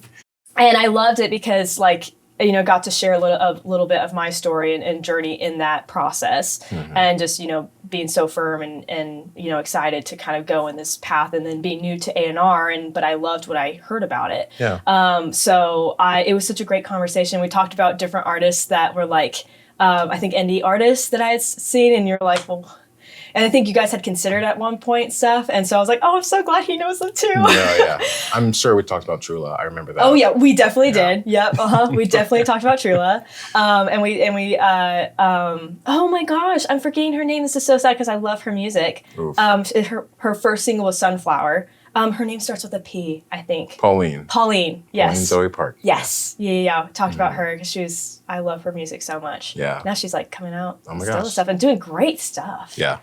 Super cool. Anyways, so yeah, we talked about all kind of different things, music, and the great coffee shop. I need to go there again. Yeah, it's good. At their matcha. Yeah, it's good. Fantastic. I remember being nervous for both of you because, like we just said, Moriah, you were the first person that I was interviewing to be an intern to maybe come on, be supervising. But Taya, you were kind of the second because, like, we had someone in between both of you, Rachel Huffman, who has her own episode. Go check that out. But I had almost nothing to do with that because she's from the same hometown as John Mays, who was my boss. So he was like, we're doing it. So I was like, oh, okay. But, like, you were basically the second person I had interviewed. And I just remember sitting at the well and just being like, this person is too smart for us. There's no way it's going to be good. Like, what could we possibly teach her? But hopefully we did something. I don't know. I thought you were really impressive. Thank you. You're welcome. Yeah. No, I definitely learned a lot. The part about Centricity for me, because I had so many work experiences in the music industry before going there, I kind of got to piece it together at Centricity because with the A&R team, and the label is also unique because it has a creative department and a publishing department within the label, which normally doesn't happen. So that was cool because I was able to then link all of these things that I'd learned from other places and learn how they connect. Oh, that's cool. Yeah, that's cool. Yeah. Within the same company, and then imagine what it would be like of, oh, this is how people are communicating when they're not in the same building. Yeah. So that was really cool. So I learned a lot about how everything just connects as a whole, which I think was really important because otherwise I have all these experiences that are very segregated from each other. Yeah. So I learned a lot that way. Okay. Is there one format you prefer to another, like having it all together in one or separated like others? I think it was cool having it all together in one just so that I could see how it works. Right. But otherwise, when they're separate, it's very much like these are your tasks and this is what you're going to do. And then that's it. And then you don't see the follow through, which is great if you know what you're doing and have the ability to move forward with it. But if you're in the beginning stages of building your career in the industry, it's nice to have the opportunity to see how it works all together, which you'd only really be able to find at a smaller company. I also like how, at least in my intern experience, nothing was really off limits either. Like you could ask about anything, you could go to almost any meeting, so you could learn a bunch of stuff from not just A&R. Right. Right. Yeah. Yeah. Yeah, and getting lunches with people in other departments. And yeah, being able to ask anything is incredible. And being in the meetings is also something unique to Centricity, whereas most other companies will have like this period of proving yourself before you get into a meeting, which I understand, but it's also really hard to learn that way. Makes sense. That's such a good point, yeah. Yeah. Okay, question 2. This is kind of weird. I'm so excited. How do you feel about our relationship now? I going first? I'll go first. I'd say more comfortable, at least on my end. Okay. Cool. I think it was hard, like at being an intern where I was, and it was just like everything was new, and I was just always so concerned. I mean, I think I even texted you about this too, of just like even reaching out. I was just like, oh, I don't want to like. And I was like, you're an idiot. What are you talking about? I was so nervous, and I was like, I don't want to take advantage of your time and all that you're doing and blah blah. So I'd say it's definitely more comfortable, at least on my end. That's hilarious because I would be calling him at like 11 p.m. and I'd be like, Steven, guess what happened? That's so That's funny. so true. Oh yes, let's go. This is great. I get 2 different versions. Yeah. So funny. So I love it. I love it. It's fantastic, and I'm curious what your thoughts are. But I would say more comfortable, and I love. I don't know. I think we still have conversations pretty much about everything still. For sure. Yeah. Comfortable is a good word for it. Yeah. I think just, like I said a billion times already, like you being the first intern that I was supervising, I was like, when we were coming to an end of your time with us, I was like, where do we go from here? Like, what's the protocol? What's appropriate? Like, because like I'd love to stay in your life if I can. I couldn't get away fast enough. Yeah. But like, is that weird? From like an outside sense? You know what? That's such a good question because that's kind of where I'm coming to now. Well, what do you think? Is it weird? I don't know. It's a good question. I think because it's a little different, the scenario, because there's a lot of different like people coming through. But there are some where I'm like, oh my gosh, I would love to like as friends still continue. Absolutely. But yeah, I haven't really like reached out yet or anything, and I'm like, wait, is that weird? I don't know. Yeah. I mean, I'm gonna go ahead and say you should reach out. Yeah, like, I do need to. We still hang out. Me and Rachel go to shows together all the time. Yeah. Like, it's fine. Yeah. That's what I've found. You're my example for that. I'm like, okay, well, Steven's great. Like, I'm having a great time, so this is probably fine. So, yeah. Great. Got one of my problems solved today. That's amazing. I guess the same question for you. How do you feel about our relationship? Now I feel like it's just more distant because of the transitional period. After I just, like, when I finished Centricity, I had also just graduated and then taken my last 2 summer classes to, like, finish out the graduation. So within the past month, I'm just now finished with everything. And so now I'm transitioning to a whole new life and new jobs, and it's just more distant because of that. And I feel like we'd be able to, like, go to more Monday movies or Wednesday movies or whatever when I have something a little more concrete, because right now it's a mess. Yeah. But yeah. Okay. Again, that's a great word for it. And same thing with you, Moriah, and all the interns so far. It's just like, it's just different going from seeing someone twice a week to then not seeing them, or maybe once a month or something. Yeah. And like any adult relationship, trying to plan and make the time for something, it just seems like work, or it can. Whereas like when you're a kid, you could just like go outside, just like call a friend, or you're in whatever. college, everyone's already there. Yeah. Like, making time for any relationship can be difficult, especially when it was so much easier because it was built in. You were seeing them and you knew that. But yeah, I mean, we're still in a good place. It's just different. Yeah. And we're trying to do a thing once a month, and hopefully that's enough. We can do more if we want.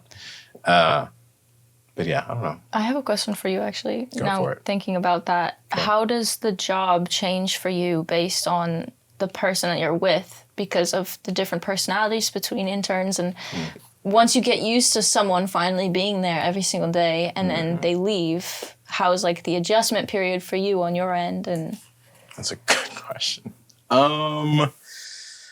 Man, I think, I don't know, dude.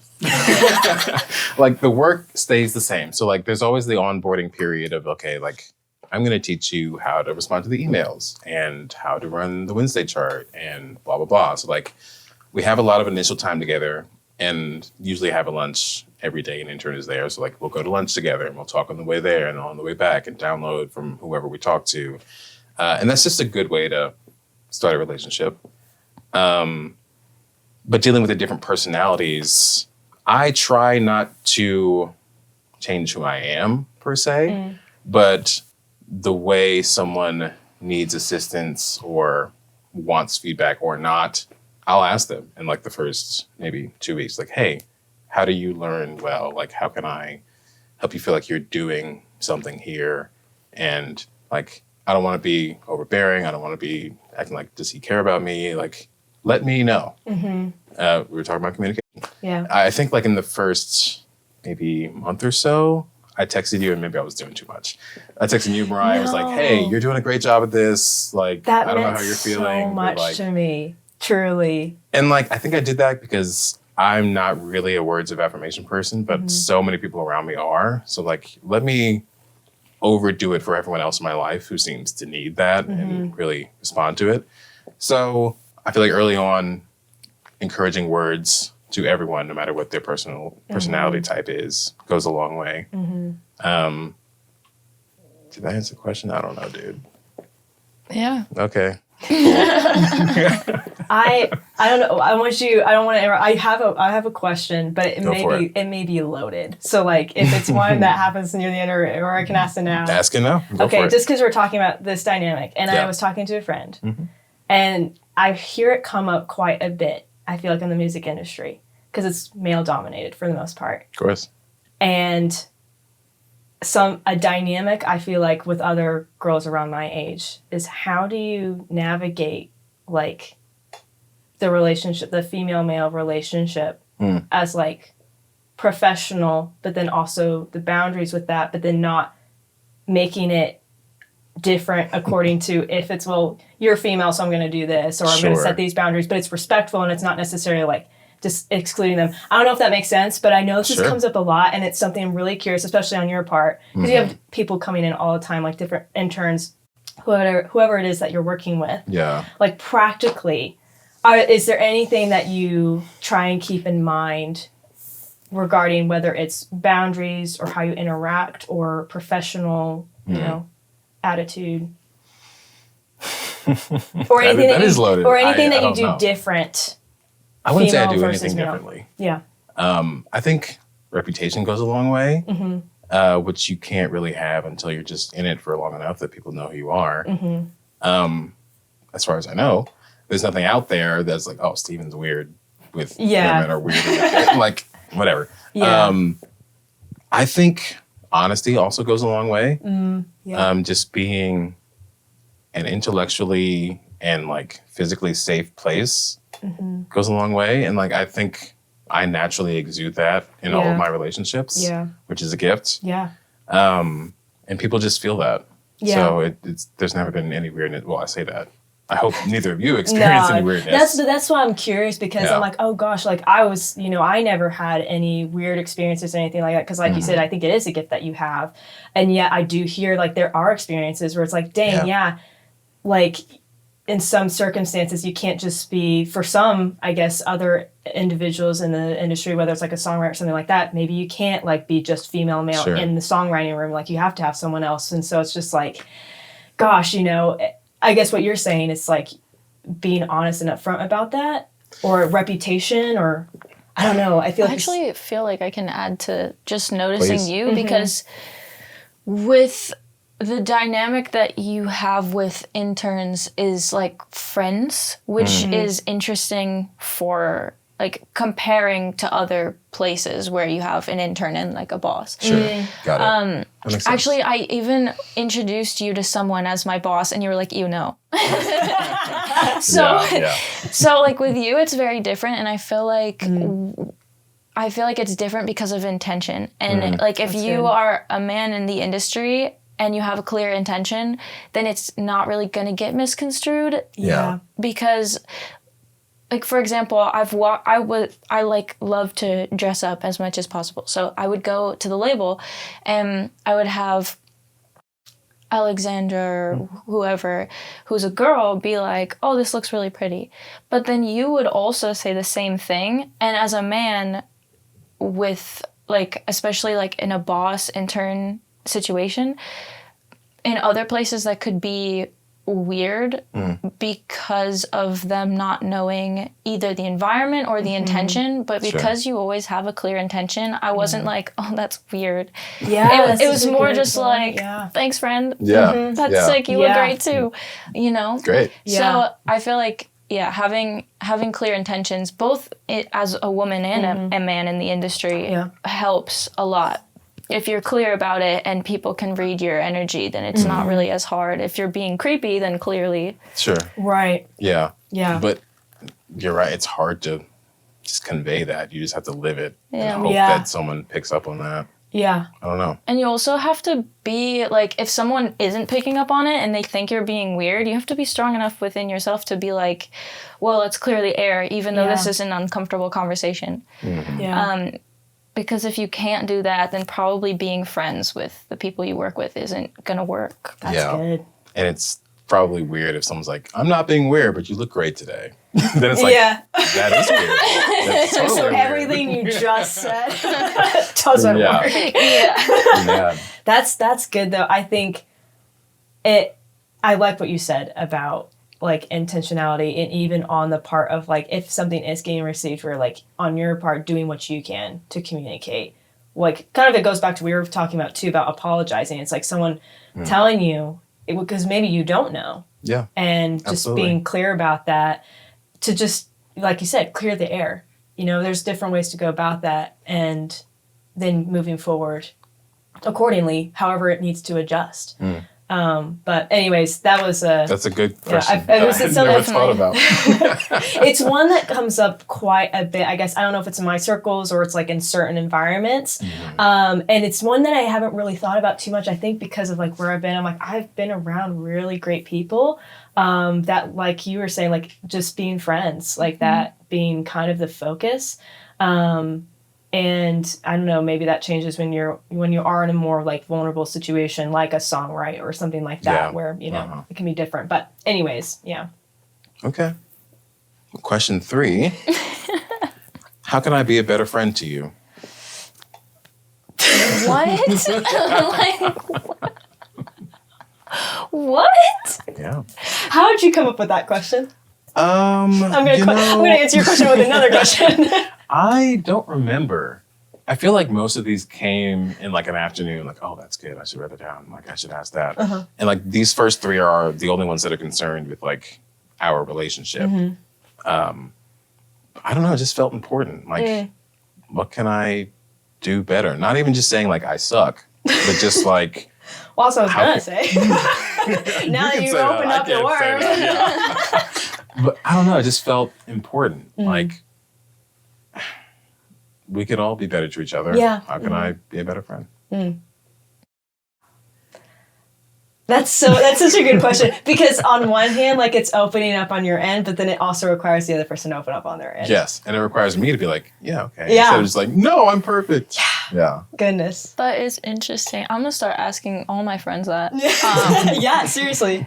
So many questions are like, can you just give me that list? It's like really real. Because in case people need different things, at least for me during this transitional period where I'm like so chaotic and scattered, just knowing that I still have you there in my corner is great, because... Do you feel that way? Yeah, which is great right now, but also it's pretty distant sometimes, and I don't talk to you as much as I used to. Yeah. Like, not even... Well, yeah, we would see each other every day, but I would just text you random things or random thoughts, and I just need to start doing that again, because then like if I don't see you for a long time, which I don't normally anymore, then that could be a way to be like, oh yeah, you are still existing in my life. So I could probably just do that again. So maybe it's on my end, honestly. That's what I say. And some things I'm thinking about, I'm like, actually, I could just do better. Because I do feel like you're still there and supportive. Sure. It's just way less often. I am still here. Yeah. I am still supportive. Yeah. Okay. I'm trying to think. Yeah, it is a hard question. For sure.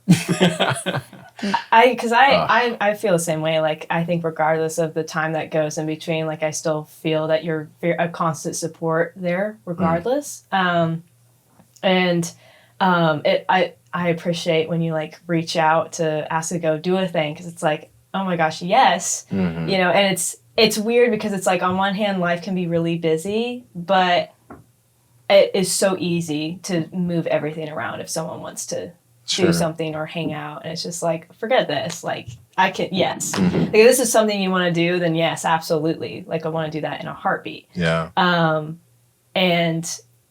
I guess it takes, for me, and this is where it's like, man, I need to do a better job at this, is reaching out to people and scheduling things. And the hard thing is just like, I struggle so much of like, I don't even know if they want to hang out, me too. Or if, you know, it's going to be a good time, or like if I'm just, you know, wasting my breath, or like, you know, that kind of thing.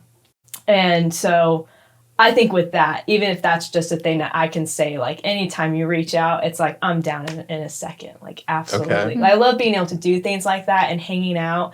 Cause, you know, I don't know. It's just, it's a relationship that's important to me, and the values and who you are, the values that you have. And, I think, like, on one hand, we can go a long time without seeing each other. Like, there are very few people I can even have that kind of relationship with, where it's like, regardless, like, I know you're like a text, a phone call away, but, you know, there's always ways where it's even just a simple text or anything like that, where it's just acknowledging existence. You're also one of my few friends ever that I have had that is willing to go do obscure things with me.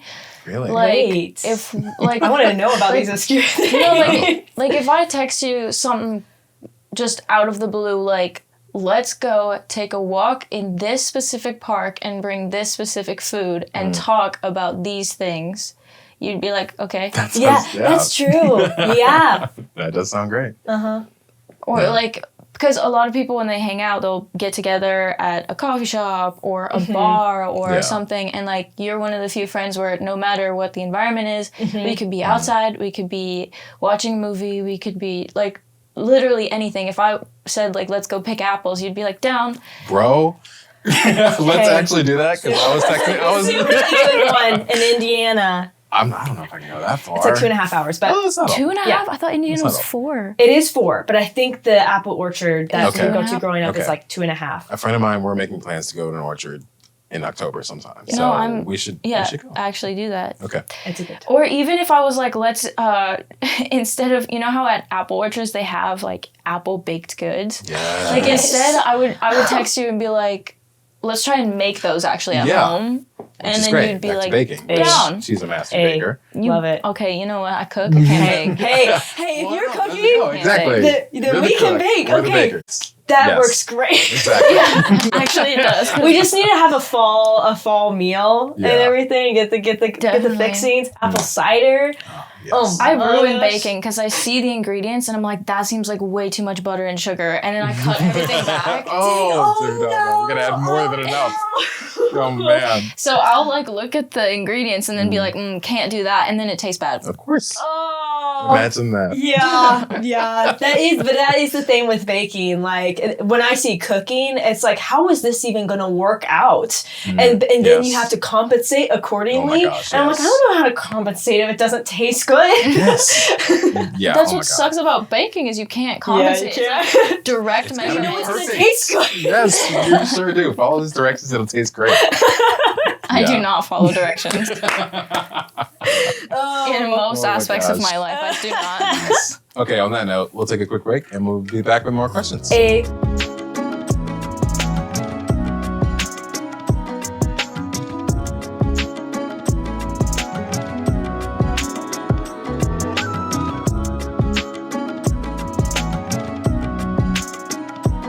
Welcome back, by the way. No, it's okay. We had a good first round of questions. We've got 7 more. Let's move on to number 4. What matters most to you right now? You need to leave the room. These questions are so hard. I feel like mine came pretty quick. Okay. What matters most to me right now are finding things that truly make me happy and setting aside time to do them. Okay. Because when you leave school during this, like directly after, and then you're just picking up really any job you can until you can like sift through it all and apply for your dream jobs. Yeah. It feels really sad most of the time and just hard to navigate, and not necessarily because I miss school. It's just I have to now fill my life. Yeah, that structure is gone. So creating structure is important, but also just finding things that I enjoy doing and making sure that I'm not too hard on myself. Ooh, that's good. And also, like, I'm really young, like, I've got time, and that mentality of everything is ending always at the moment that it's happening is just really useless. So whenever I get like that, I'm just like, okay, I'm going to paint or something. Yeah. Okay. That's good. That's very essential, I'd say. Do you have an answer? I mean, they may be cliche or, common, but I'd say this time, I think, with the Lord and Jesus has been so amazing. And it's just become even more, I think, than ever, really important to me. Because where I'm at now, I think more than ever, has just become it can become really chaotic. And there's a lot of things going on. And my tendency is to want to, like, take control. And the more that happens, the worse it gets. And so it's really just been like, okay, Lord, like, how do I include you in the day, like, in everything that I'm doing? Because, there is scripture that also talks about that, of like, everything that you do, let it be to the glory of God. And then letting, like, even the things that you think about it being, you know, uplifting, because it affects everything. And and every time that I have taken, like, even just a few seconds in my day to, like, be like, okay, hold on, let me pause and just remember, like, who's really in control and who brought me here in the first place. It just takes so much pressure off of me. I think that's the biggest thing, is it's so easy for me to put these high pressures, high expectations on every single thing that I'm doing. And it's like, I am the one that, like, makes it or break it. Yeah. Everything that I do is a make it or break it. And that's just not the case. I think 3 years ago when I started this journey, like, that's just been what has been the lesson for me. And recalling, like, who actually has the control and who actually truly cares about me and my future and the things that I'm doing, more so than I do, to know that it's okay for me to lose control here and trust that it'll be okay. So I'd say first and foremost that my relationship, I think, with the Lord, and then my family. It's really odd, I think, to be in this place. And when we were talking about this earlier, like, about taking breaks, even, it's hard, like, time gets cut into that. And so that kind of in turn, I think, falls into time with family.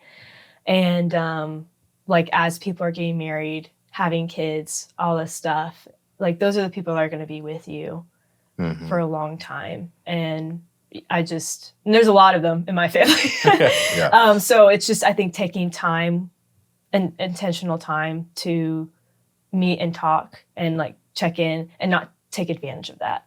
In their journeys. Like, oh, I just get to talk to them, we check in. It's like they have a whole nother life that's happening, and they're growing too, and actually, like, asking about that, like, kind of in this setting here, like, asking these questions that kind of gets a little glimpse more into their life, as we're not, like, all around each other all the time. And then that would go into friends too, which I have more questions for you on that part, because that is a hard one, I feel like. Okay. We've kind of touched on it already, but I know we have other questions. No, yeah, whatever. I guess my answer for this question, there is a question that I found that I ask a lot, and just being introspective about how I go about interacting with people. And I found that I love this question. It's, can I help you? And I was just thinking about it the other day. I'm like, why is it so important for me? Just to be of service to the people around me. Because, like, it's kind of my job to serve the artists I work with and the people around me who I work with. But that's not all of my life. In my friendships, like, how can I help them be better, or just assist them with something? And, like, I was talking about with a friend, and she was like, Stephen, you're getting emotional about this. I'm like, all right, I'll stop. But it just seems like a tender and sweet thing. Just like, can I help you? Not saying, like, you suck and you need help or you're doing it wrong. Just like, I'd love to champion you and keep doing what you're doing it with you. I feel like that's my answer. Like, further investigating why that question means so much, like, that matters a lot to me right now. And are you talking about in regards to how you can help someone else, or when someone comes to you to help, or kind of both? I think mainly me helping them. I still have a problem asking for help. Just, like, feeling like an inconvenience. Yeah. That's real. So I'm still working on that for sure. But yeah, mostly feeling like, how can I help you? The help thing is hard too, especially if it's in a position where you need to ask for it. Yeah. Because if you're not used to doing that, then it's like, I don't even know how to. Totally. And so then it's like, at least if you, like, I've just had situations where people are like, I want to help you. It's like, I don't know how you can. I don't know how to tell you you can. And that's like a whole nother thing on top of it. You know? But overall, it's worth it. It's just like, it's hard. It is hard. It's also been weirdly important to me as of the past couple of months, where I didn't really think about it much before, but it's been really important for me to give compliments to the men in my life. Interesting.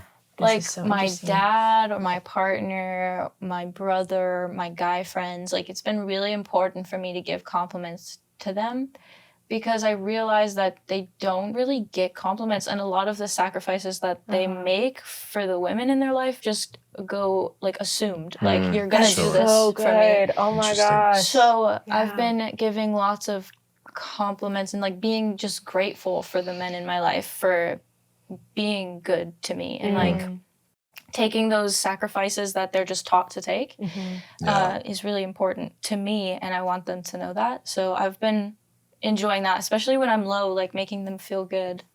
That's so good. That's really good. Yeah. I'm sure they appreciate it. Yeah. Going back to what you were saying about like leaving college, finding structure, figuring all that out, like I spent years just feeling like I was running out of time because I didn't have a degree and I was just getting older, and I was still trying to go to college, but everyone around me was so much younger, and just felt like, man, I'm already washed. Like, there's no hope for me. But then I got the job at Centricity and felt like I wasn't behind at all. And I wish I had just felt that earlier, just felt that stress lift off me. Like, something will happen. Don't know exactly what it's going to be, but something will happen. I will not feel as stressed about this. But it's so much easier to say than just feel. But I hope something happens soon, and there will be good structure for you. Thank you. Yeah. For real. Yeah, not having structure kind of sucks. It does. Man. Okay, next question. What are you holding on to that's holding you back? Sorry, I'm just gonna, I'm gonna be baffled every time. No, you're fine. I know my answer. No, hey, go for it. I mean, this is like an age-long answer, and I think it's just my, it's two of the same coin, whatever that phrase is. And I think it's just that people-pleasing aspect. Fear of people, and also wanting to please people. Yeah. It's terrible. It's so bad. And I'm grateful that despite having that struggle, like I've gotten to see like still getting to be in places and getting to know people who are just decide to take a chance anyways. Like, I'm really grateful, because there's a lot of situations where I'm like, you should not have done that. Yeah. Okay. So yeah, I'd say that it's hard, and it's hard watching it now in other people. Ooh. When I was in their place, it hurts Yeah. really bad. Yeah. Man, that's definitely a good answer.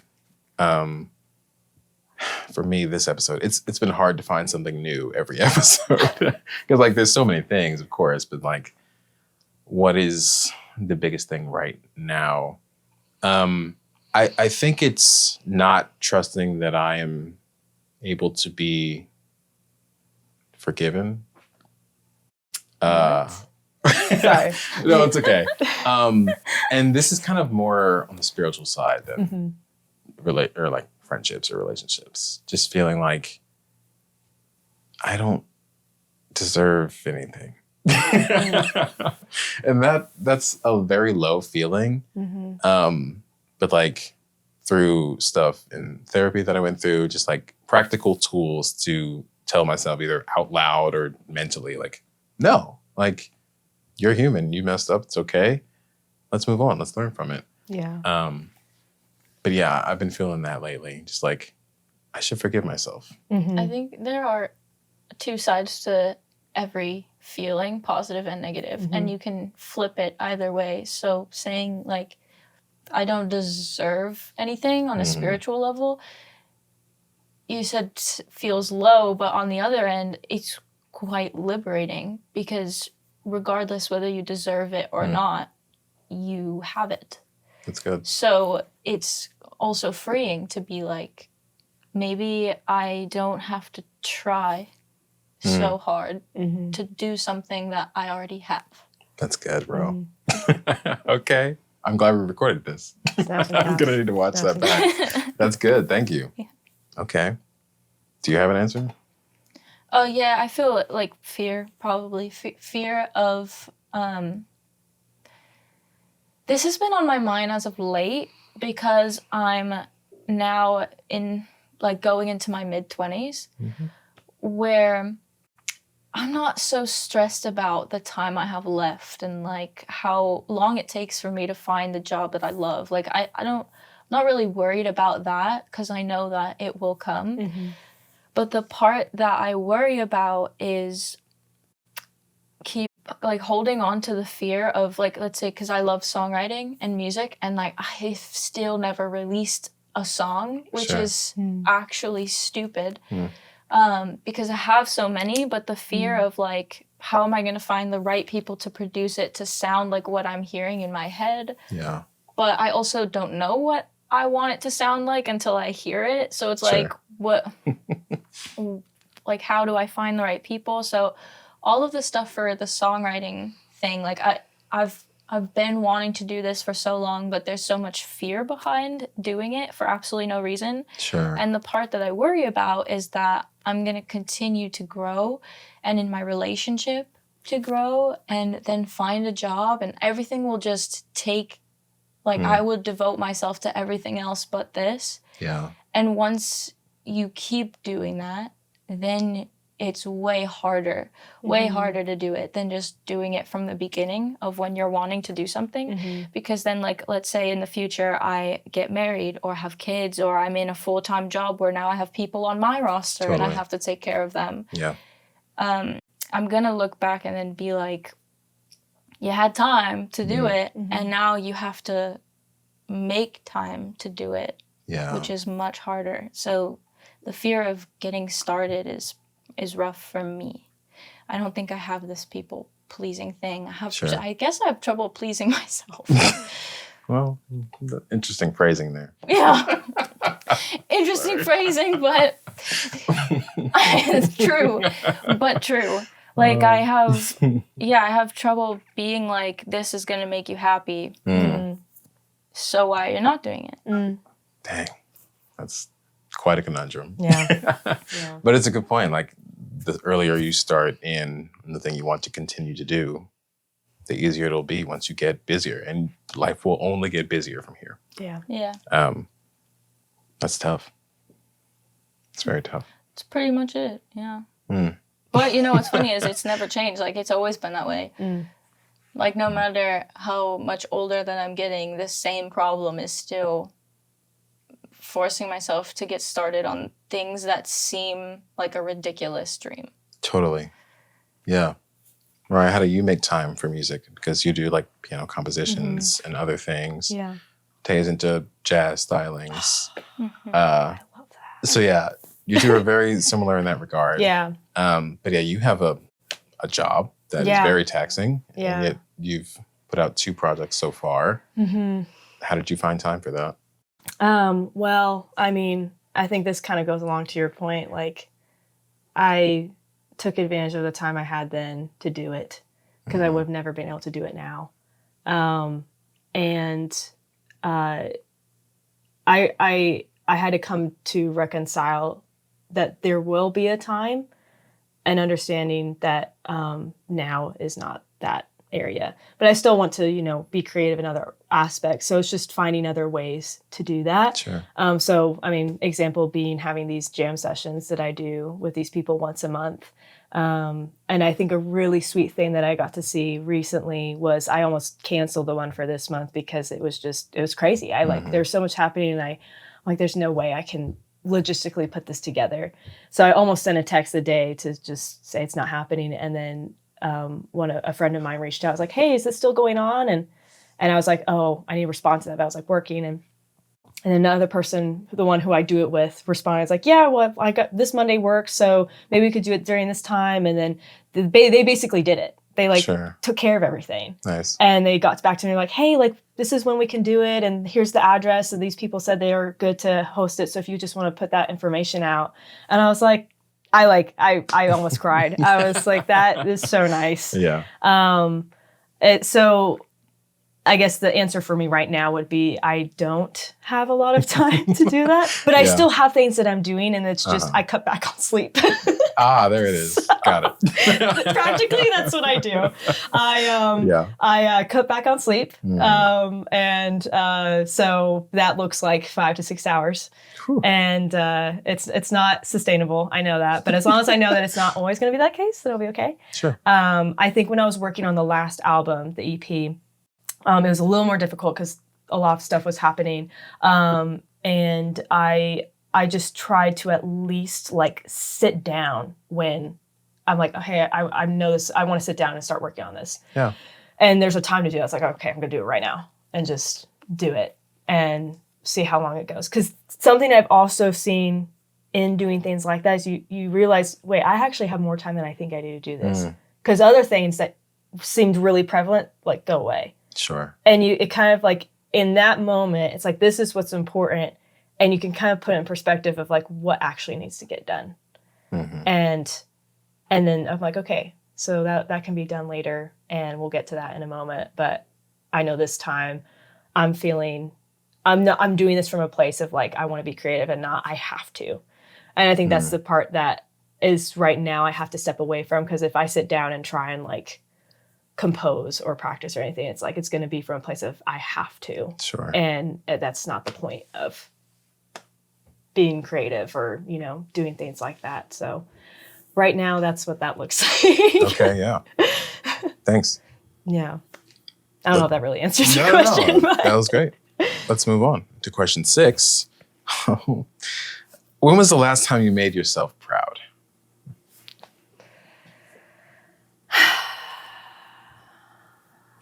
I actually think I do have an answer. Let's go. This past week, I went down to Muscle Shoals. They have a famous recording studio down there called Fame. And we have an artist who is from that area, so it just felt right to go back and record some stuff there, have it feel real and special for her. And one of the songs she was singing live, like her singing and a piano playing, and they did a couple takes, and she's an excellent vocalist, so it didn't take long.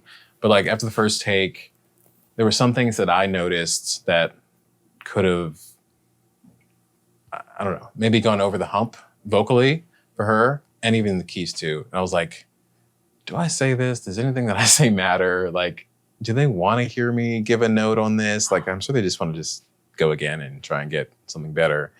But I was like, you know what? I should say something. Like, maybe it'll help. So I popped in, gave my few notes. And I like the compliment sandwich way of critiquing. Just like, hey, this was great. Let's work on this. This was great. I think I did some version of that.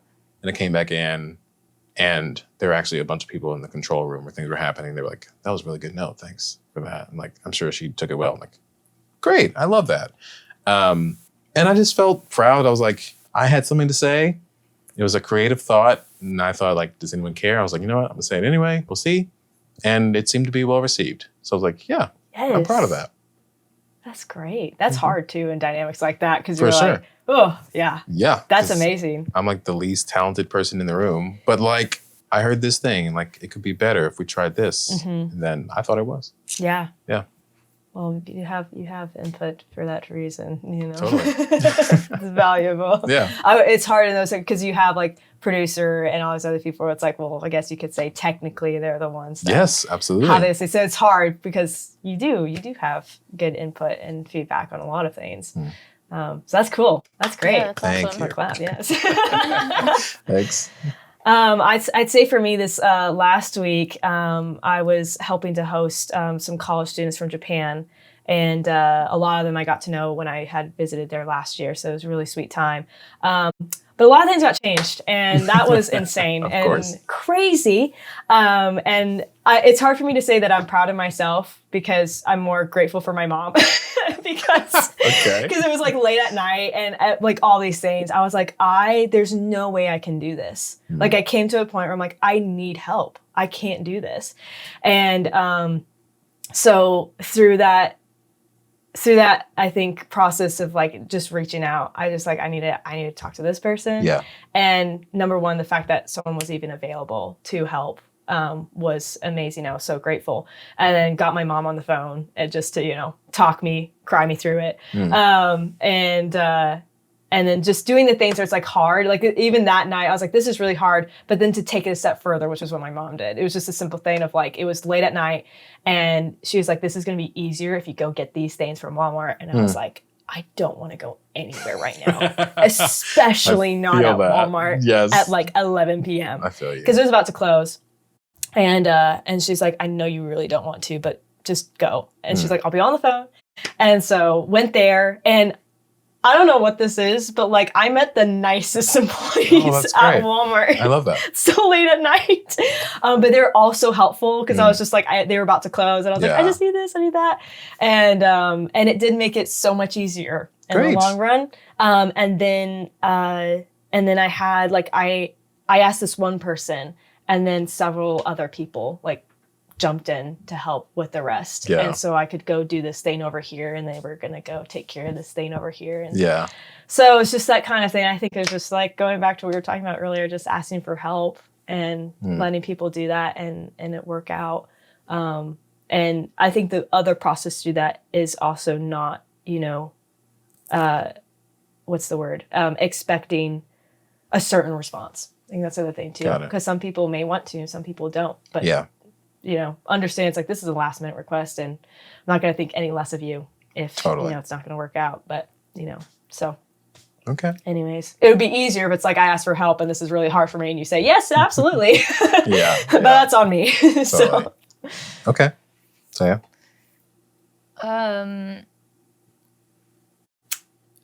now I need the question again. When was the last time you made yourself proud? Okay, so right. This is where my train of thought was going when I heard that. Within the music industry, most everybody will tell you that it's very important, especially in a place like Nashville, not to burn bridges. Sure. And people can come back in your life in unexpected ways or change work positions that end up being really helpful to someone's career or whatever. But there's also a fine line between that and like muting yourself to not standing up for yourself. Sure. And regardless if I did burn a bridge or not, I honestly don't know. But all I know is that I stood up for myself in this last work position that I had because it was all screwy. And I was just like, you know what, it's about time. Next time something happens and someone's coming at me, I have all of this, like I have the documentation, I have the meeting notes, I have like all this stuff. I'm gonna give it to them and be like, I don't know what else you want from me. I have everything right here. And like standing up for myself in that way is, I was proud of myself. And then you also have to like get over the fact that maybe they'll never want to talk to you again. Because then after that, I was like, by this day, like, here's my 2 weeks. I'm not coming back. I don't know. I feel like, on one end, you don't want to burn bridges, but on the other, protect yourself because you don't want to become too closely affiliated to things that aren't fair to your growth or like if they're hindering your growth, what's the point of staying there? So people could be helpful to you at one point and then you kind of grow out of it and you need more than that. And that's totally okay. So I don't know what your perspective on like burning bridges or not is, but at some point I'm like, burn them, I don't care. Like, burn them if this is, like, going to be this trash right now. Right. And I don't know, people change, but sometimes they don't. Yeah. I feel like any situation that's harmful to you, you shouldn't stay in. So that doesn't sound like a burned bridge to me. It sounds like you're protecting yourself. Right. Especially if you did everything on your part. And have the evidence. Right. Like, this is where you wronged me. Yeah, exactly. Because then in that sense, when it comes to like the whole aspect, I feel like with burning a bridge is just like reputation and stuff like that. But if like you're the one who is retaining your reputation and doing your due diligence, and it's like can't help if other people aren't going to value that or respect that, then it's like, okay, well, it's not much you can do there. Totally. Yeah. So I definitely feel better now, and I was proud of myself for doing that, especially in like a professional setting, because this was like the first time within the music industry that I've worked in a place and needed to do something that drastic. Yeah. So for that being the first time, I was glad that I did it. Yeah. Awesome. That's amazing. Yeah. Okay, let's take another quick break and we'll be back with the final four. Hey.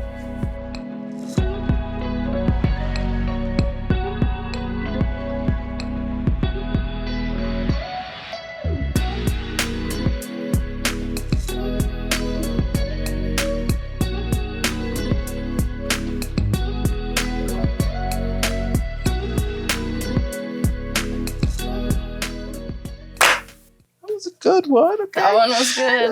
Got some delay. Welcome back. We're back. Yeah, we are into the final four. Questions 7 to 10. Oh, I was about to say, what? I thought it was just one last question. It's a game show, the final four. Yeah. There are no prizes, just sadness. I was about to say, just this emotionally damaging. Yeah. Question 7. What was the last piece of art you consumed that inspired you?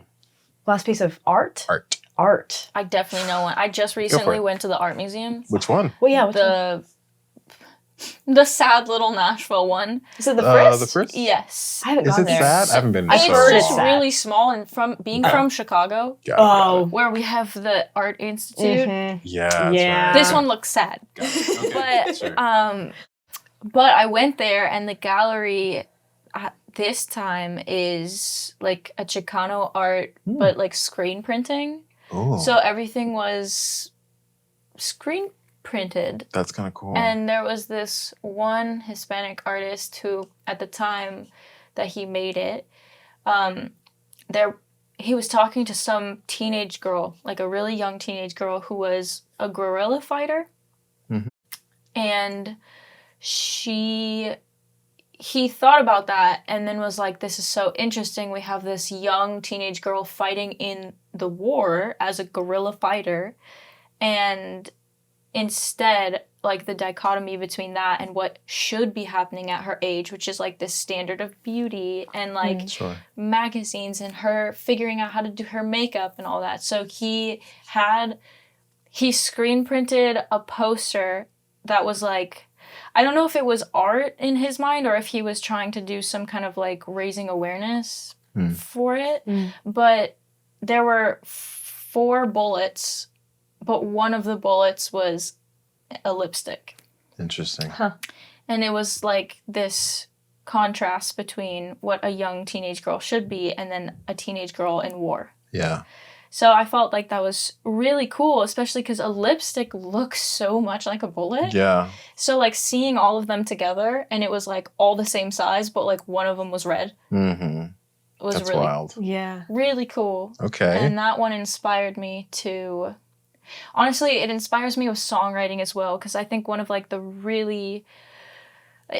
It happens in like all genres, but a lot in country music where you have this huge idea and it's zoomed into like a singular relatable object. Yeah. So like relating all of that to a lipstick and having this whole emotional story behind it is quite beautiful. And I got that from the art museum. Yeah. Very cool. That's awesome. Yeah. I'll go next because mine's kind of similar. I went to Los Angeles a few weeks ago and I had a day to myself and I went to an art museum, which I'm not usually a fan of museums, but I love art museums. I don't love like history museums. Yeah. And I get there and I don't really know what's going on. It was just something to do. And one of the floors they had was like an Ed Ruscha wing. And Ed is like this artist from the 60s, basically to now. Very like, what's the word?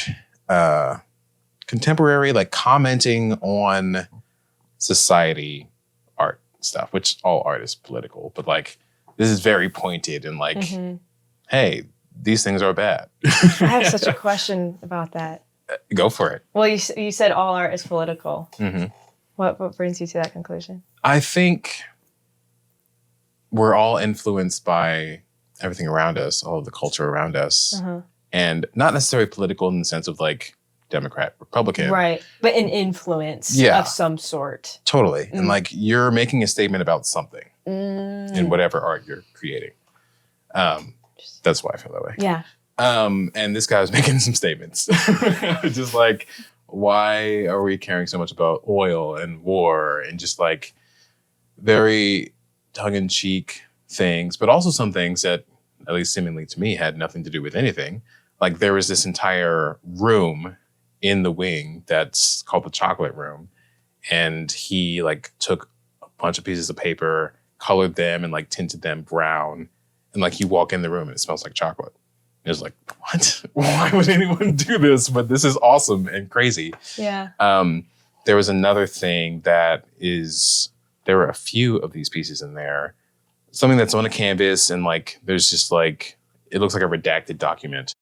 I was like, already, that's cool to look at. I like that. But I read the plaque next to it and Ed was a huge Jackie Robinson fan. This was a take on a letter someone had written to Jackie saying like, hey, we're going to kill you for trying to integrate from the Negro Leagues to the Major League Baseball. And Jackie Robinson was one of Ed's favorite players who's like, I'm going to take that and I'm going to make my own spin on how that looks and feels. I was like, whoa. Interesting. That's crazy. Huh. And kind of like you were saying, just taking that inspiration from art and seeing it in your songwriting, I just felt so inspired and had no idea what to do with that. It's just like, I usually don't get this inspired from just looking at art pieces, but like this feels rejuvenating for me. And I still don't really know where to put that energy because like the last time I felt something that inspiring, I started this thing.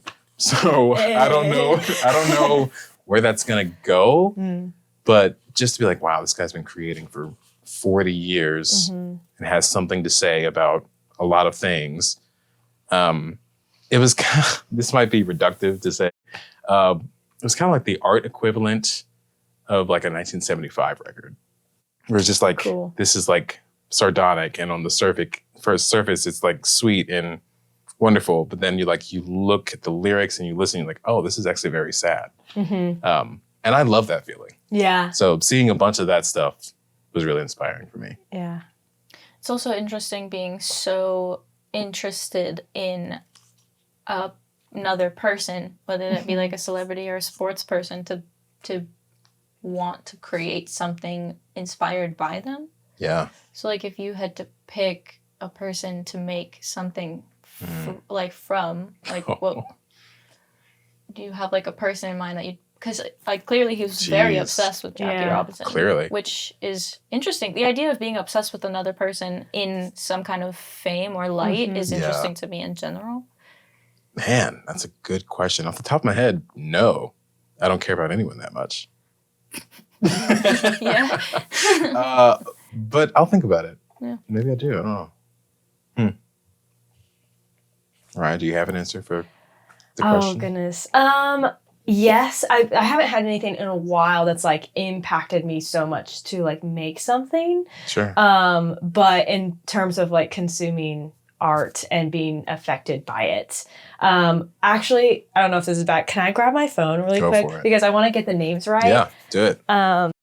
But there were, I'm trying to think song-wise. There was definitely one that I heard and it's been a long time. Except for the last, I had listened to an album earlier this year that was just had me in tears. I just have never been affected in a while like that. But then there was a song that a friend recommended, and it's just, it threw me off so much. And oh gosh, I really I love when that happens though, because like very recently, maybe a month ago, a friend of mine sent me a song. I was like, dude, I've been meaning to send this. I've been digging it. And it was so good. I've listened to that song / that record every day since. Yeah. And like, it may have changed my life. Right. It's so great. I felt really hit by that Emily Wiseman song. Like, that song. You don't want to talk about it. Yeah, that song has ruined many lives for sure. It's so good. It's so good. And I've said this. I hope I never hear it again. I feel like there's not many songs that I think are written perfectly. Champagne and sushi. Yep. Yeah. So that good. one is written perfectly. Whew, man. Gosh. Dang. Well, this is sad because I can't remember his name. Oh, no. But I remember, I think the song name, it's either this was the song name, but this was definitely one of the lyrics that was like consonant. Yeah. It's Agnes Day. Okay. And I'm so sad because so many other things are going to pop up that's not this Of course. artist. Yeah. And the way, it's so crazy.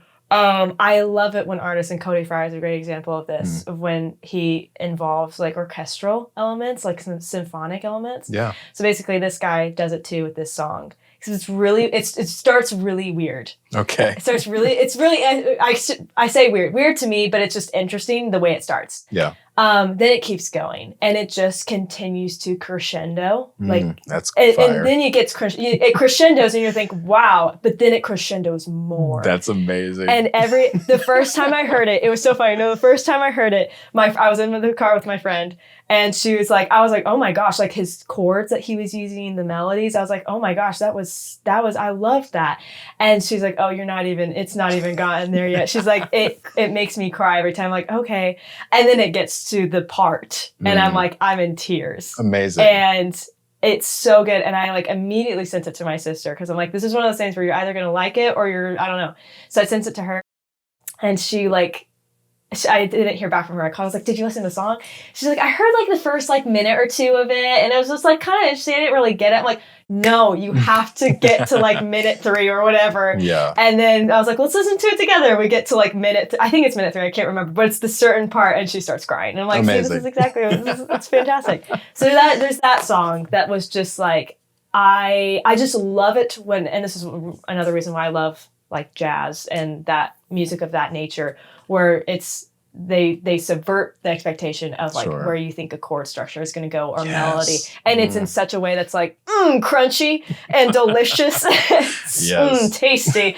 And so he does this in a very but it's very symphonic, very classical sounding, while also sounding very alternative, and it was amazing. So there's that, and then I recently watched The Pianist for the first time. Oh, whoa! And that was. That's awesome. Yeah, that was amazing. It was really hard, of course, because it's a hard movie in general. But it makes me want to go read the book because I'm like, what? Yeah, like this is insane. I think I watched it in high school. Really? Yeah, I haven't seen it since. Yeah, but yeah, it was a lot. yeah, it is a lot, and just that whole aspect of classical music is still something that I just think about still, especially in today's I think pop genre, I guess you could say. Totally. And how that was the popular music at the time. And it's like that was just so common.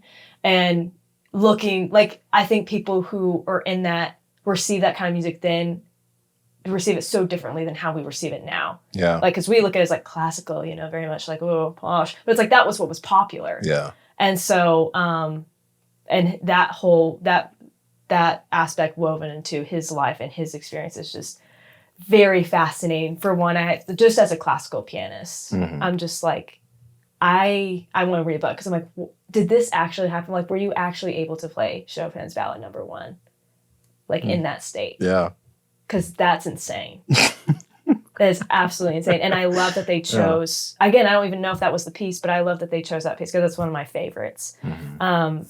And yeah. Anyway, so those are two things. Okay, if you can find that specific artist. Please send it to me. I think, you know what? I'm just going to search really. I think I sent it to you. Okay, cool. If I have it, because I try and send you the things that I come across. And I'm send you a record. Well, actually, both of you.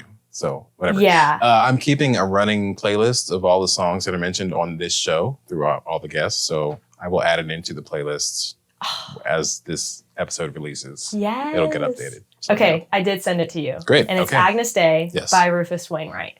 Yes, that's right. Yeah. I'm an idiot. Did you not listen to it? No, I did. But how could I not remember that? How could stupid. Yeah. You're just not in touch. Yes. No, it's fine. It is impeccable. I'm going to put this back really quick. Go for it. Okay. I guess we're going to move on to question 8. Oh, dear. Who do you know personally that inspires you to be better? My mom. Okay. Yeah.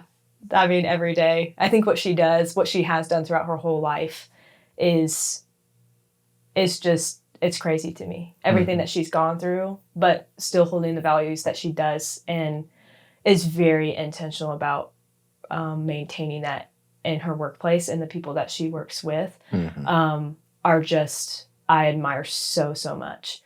And I took a trip to go kind of be where she was at and kind of work with her. And I was really astounded, I think, because she works in entertainment as well.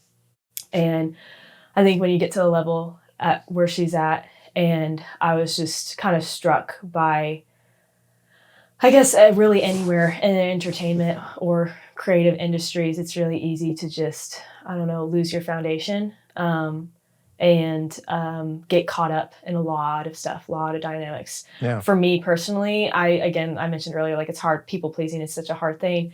And visiting her, I'm like, oh my gosh, like this, I would not, with this fear and this weakness, like I would not last.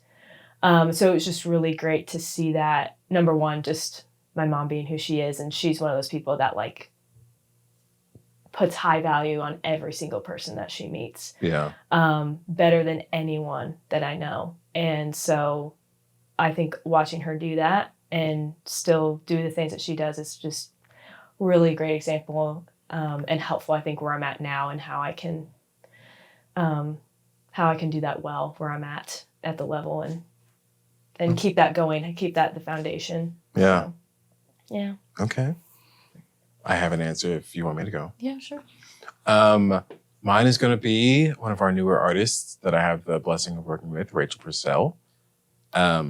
She is the artist we went down to Muscle Shoals with this past week, and I was just so impressed with her. Her parents live like down the street from the studio. So just trying to put myself in her shoes of being like, man, if I was going back to my hometown, my parents were going to be around, meeting all like my label people, I would be a nervous wreck. Just like, please don't say anything to mess this up. Or like, am I going to be enough? Am I going to have to be on all day? And like, it's going to be long days. And yes, it's about me, but like, it's also about them. And like, how do I do all this stuff? It just seemed like a lot from my vantage point, but just also from my vantage point, she crushed every piece of it. Like, was so gracious and wonderful with like hair and makeup and styling and the creative team, but also very patient with the band we brought down to play the stuff live, and just like being there when we needed her, speaking her mind on things that she felt like she didn't want to do or didn't feel comfortable in, like, which I'm sure I've never had to do this as an artist, but like, hey, this doesn't feel comfortable. Can we change into something else? I just think she has a lot of patience and a lot of kindness, and she knows who she is. And I just really admire that. And it makes me want to do that for my stuff. Like, I'm not an artist, but like, it would be great if I knew who I was in many aspects of my life and could confidently be like, no, I don't think I want to do that, and not be disrespectful along the way. So she was just great. Emotionally, she was phenomenal. It was just like, wow, you're freaking crushing it. And I love that. So yeah, that's my answer to this episode. That's amazing. Awesome. For me, I would also say my mom, in a way that she taught me how to be strong and like stand up for myself. And I think if it wasn't for her influence on me, like being able to stand up for myself in situations where I'm wronged in the music industry, wouldn't be able to happen. Yeah. But other than that, as of late, it's really been my boyfriend that inspires me to be better, because he's very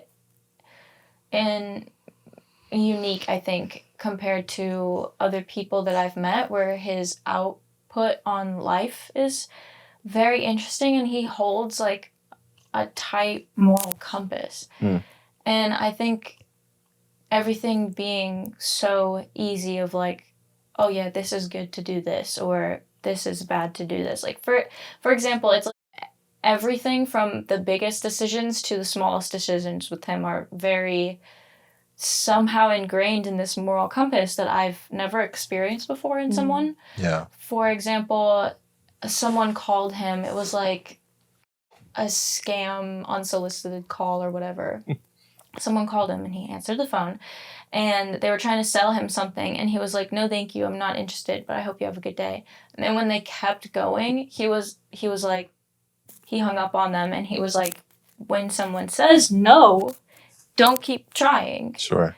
So everything from that, I was like, dang, like, you give them a chance to speak, you say no, and then that's it. So, like, I wasn't even thinking about that because I've gotten unsolicited calls, and then I'll have to keep saying, like, no, no, thank you. Or I just won't even, like, the minute they start asking a question, I'll hang up on them and be like, absolutely not.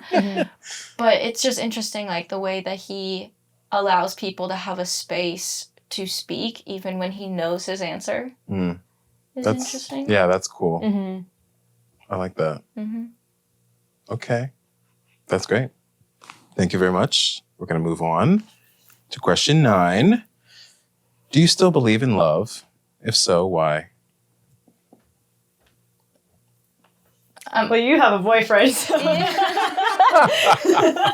Yeah, you're in the lead of 3 of us right now. Yeah, no, I do. And for the longest time, I was like, how is it even possible to meet someone that you get along with, or that just feels right and safe, and there's like not arguing, and there's not whatever it is. And something I've been noticing as of lately is I'm so different in this relationship, not because I'm a different person, but because it's different. Like, I feel so safe and secure that I behave differently, or my initial instinct or reactions are differently to things. And I just feel like a much nicer partner, and I'm much more of a supportive partner in this relationship than I've ever been before. And he has told me the same thing. And it's weird when you meet someone that you feel like somehow I've never thought about the future ever, and I can see it. Sure. And that's never happened before.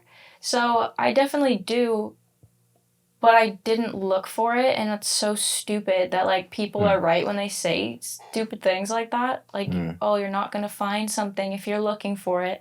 Because I definitely wasn't looking for it. And then I wasn't expecting it to feel this way either. I wasn't expecting to behave this way.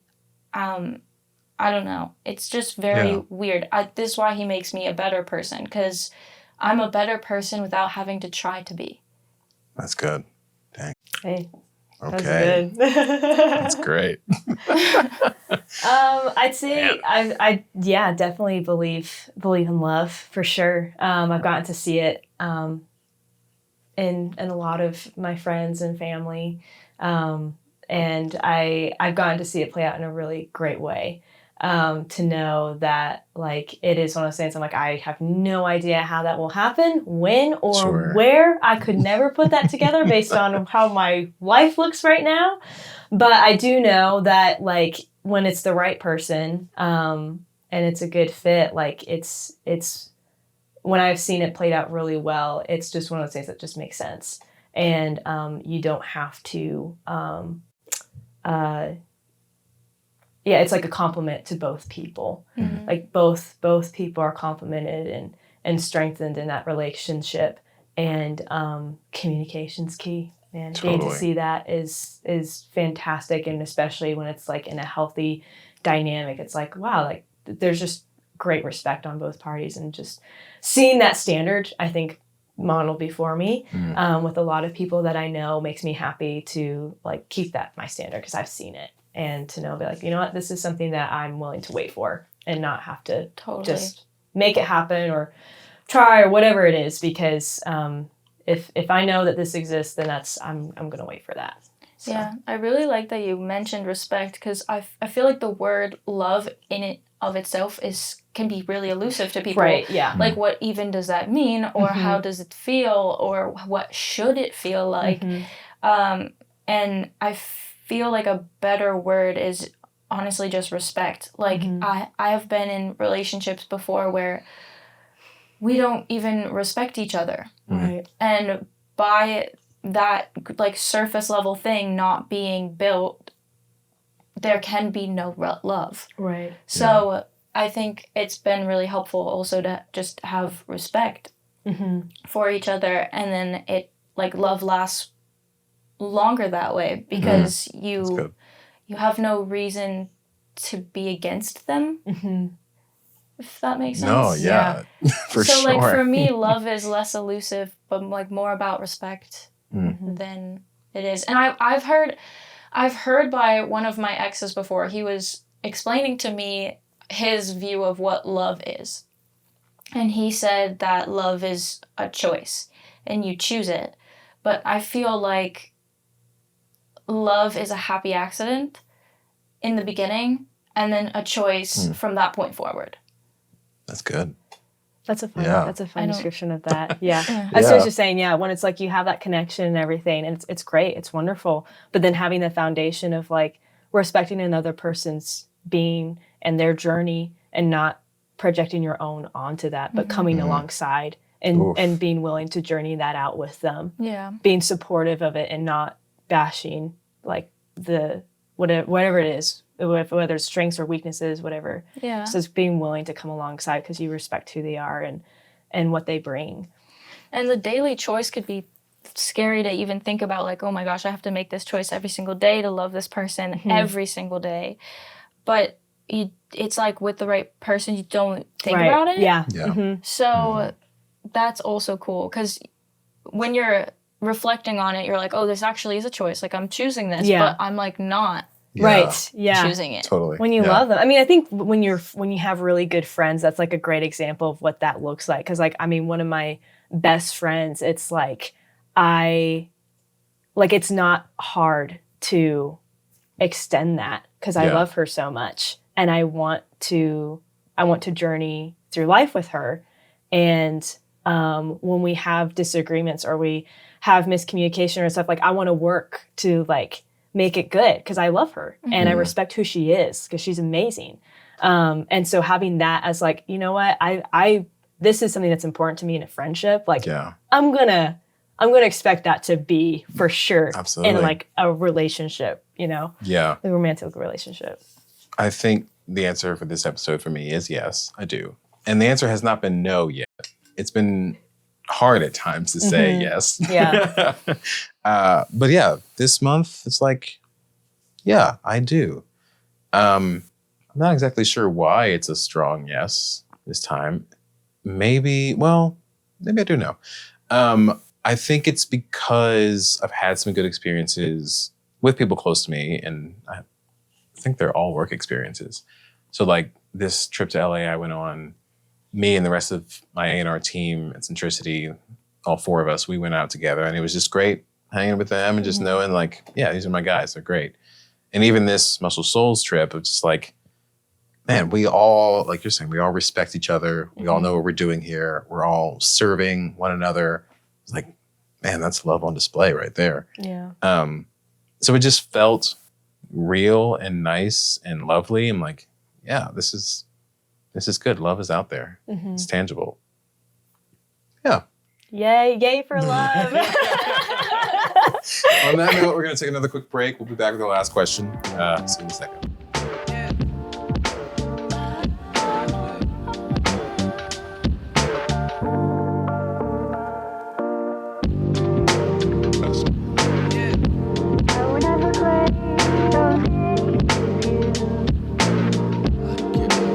Welcome back. Here we are. We have made it almost through all the questions. Hey. There is one remaining, and it is, what do you want to be remembered for? This is one of those 7 habits of highly effective people. Oh, yeah, a little bit. For sure, yeah. I've got an answer if y'all want me to go first. Yes. As I tap my microphone. And I don't know why this came to me the other day, but I was like, ooh, that might be good to say for the show. I want to be remembered as someone who was forgiving and gave second chances. Not necessarily someone who was like a doormat or a pushover, but just like someone who understood that things happen and that's okay. Like, I'm not going to see you differently. I've messed up too. Let's work on it together. I guess it goes back to the, can I help you? Walking with people on their second chances. I'd love to be seen as someone who does that. Yeah. Awesome. Yeah, I think mine would probably be similar because I was thinking about the other day, and I also remember. I think that was one of the things that John had said when I forget what week it was, like how long in I was there, but I remember him saying that when it comes to like artists and everything, and just holding that quality highly when it comes to interacting with people and giving people chances and things like that. And it's been ringing in my mind too, I think, being in this place now of like extending grace and knowing that people have done that a lot for me and knowing how grateful I've been for that. Like it's really important to me that I do that for others. As well as I think just being present to the person that I'm talking to, that they, regardless of how long we talk or anything, we talked about this earlier, that they feel seen and that they feel valued for who they are, not what I expect from them or what I hope they can do, but more for, who they are right then and there, and getting to spend that time with them, just because time itself is such a precious commodity, that you might as well make the most of it. And I think, there's no better way to do that than giving all your attention to the person that you're speaking with. And I don't always do that well. No, it's okay. But it is something that I hope, regardless of if it's, what do you hope you're remembered by when you die? Or if it's that, when you talk and they go away, or even just with these students that I was with, they're going to go back to their country. Mm-hmm. And I just hope that they felt loved and they felt seen and appreciated, regardless of if we could really understand each other or not, but just having the time. So yeah, see that for that. Okay. I like that. That's awesome too. I don't know. I feel so unconcerned with being remembered. Mm. I've felt that at moments. Yeah. Like, do I even want to be? It's not so much that I don't want to be, but I don't try to be. Mm-hmm. It's more so like I could tell you that when I'm close with somebody and have a relationship with someone, whether that be friends or family or whoever it is, and I'm talking to them and they're clearly getting bits of how I see the world, and then they respond in a way that's just like they don't understand or really care about it. I feel very unseen because I think that the way that I see the world is who I am. Yeah. And I hope that for the people that do know me, I guess I take pride in the way that I see the world being somewhat different than how I've encountered before. And I've had people tell me that that's what they remembered of me, is like how I work through problems or how I whatever it is.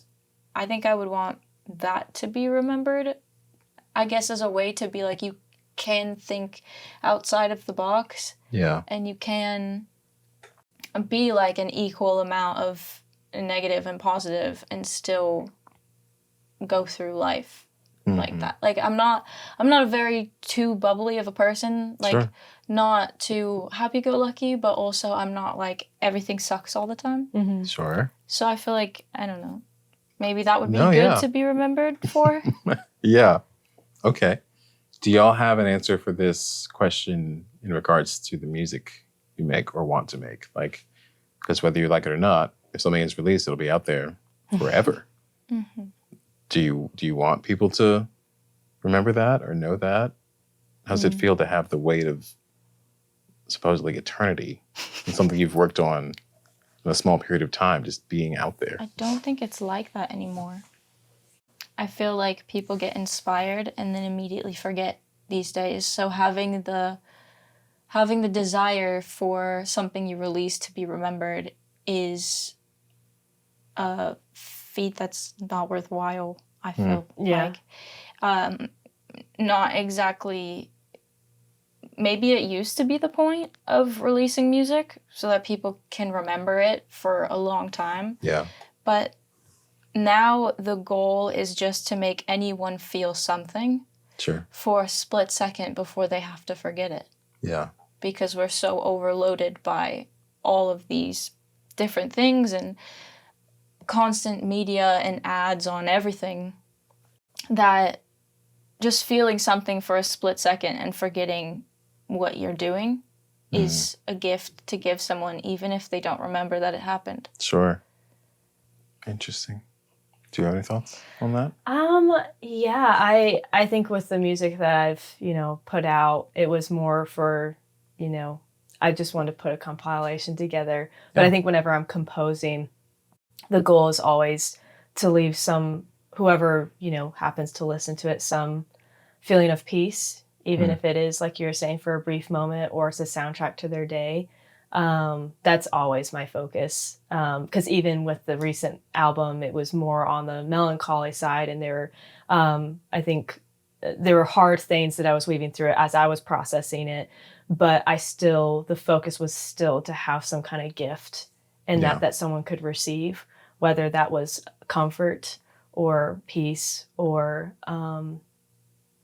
just something that was nice to listen to receive. So I think peace and comfort are usually my two things that I focus on when I'm composing. And then if I'm going to release it, making sure that all those things are kind of in cohesion or complement each other in some way. So interesting. Those are very good responses. I watched the movie Whiplash yesterday. Oh, I still need to see that. They put it back in theaters for the 10th year anniversary. Oh.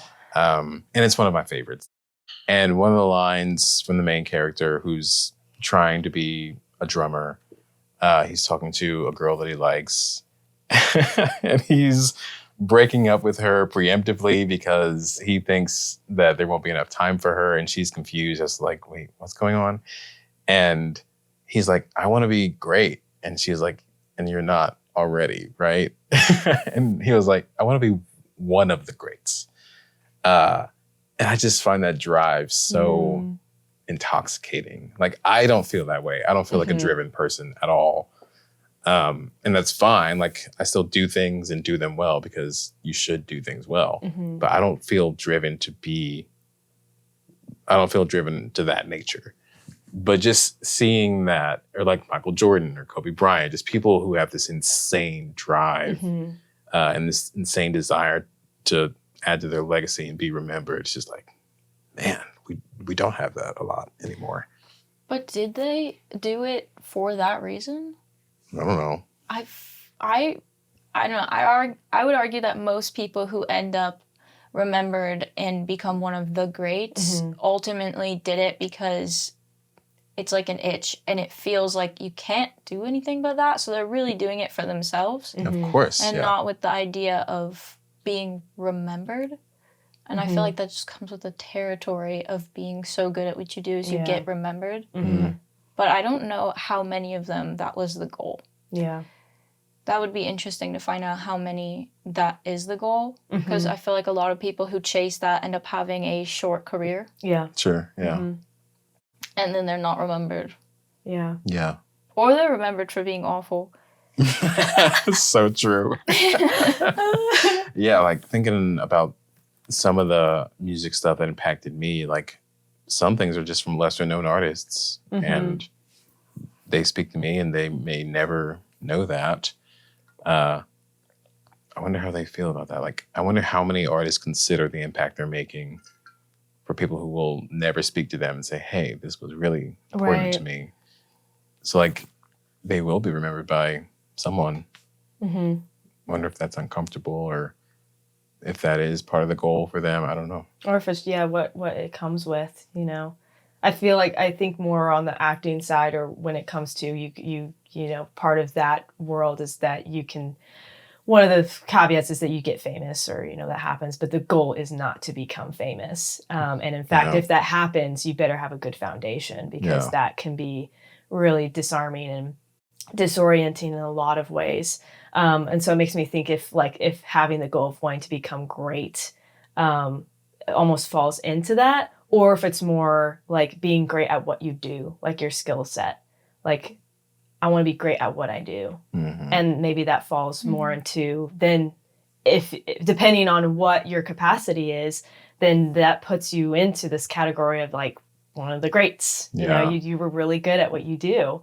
And hearing even visual artists on that side, like they were just really committed to their craft. And like a lot of them, it's an itch that they had to do it, and they enjoyed doing it. And part of what came after that was these, I guess, I don't want to say like surface level things, but how you are perceived by others becomes a thing, regardless, you know, if you mean for it or not.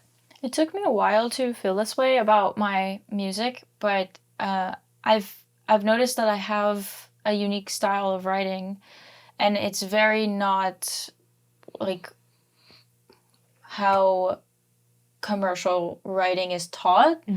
And being that it's like a heavily jazz influence, but there's also, I was a classical guitarist, so there's also a lot of like classical. That's like my favorite. I'm so sorry.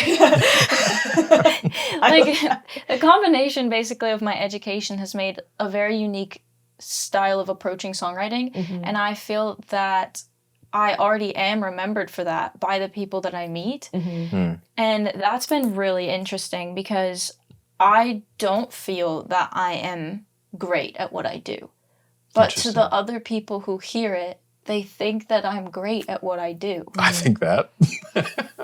And I can't see it that way for myself. But it also feels like that is why I'm doing it in a way. Like when other people see it, regardless if I do or not, it makes me feel like that's my purpose, really, to work for that. Or just have this weird thing happen to me where all of a sudden I'm not myself and I write something that's weird to the ear and crazy, but I wasn't there when it's happening. It's like weird. So I don't know.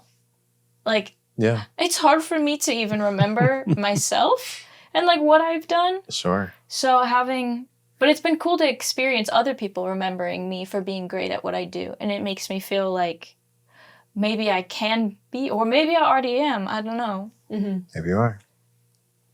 On that note, that's the end of the questions. We're going to take another quick break, and we'll be back to close it all out. See you in a sec.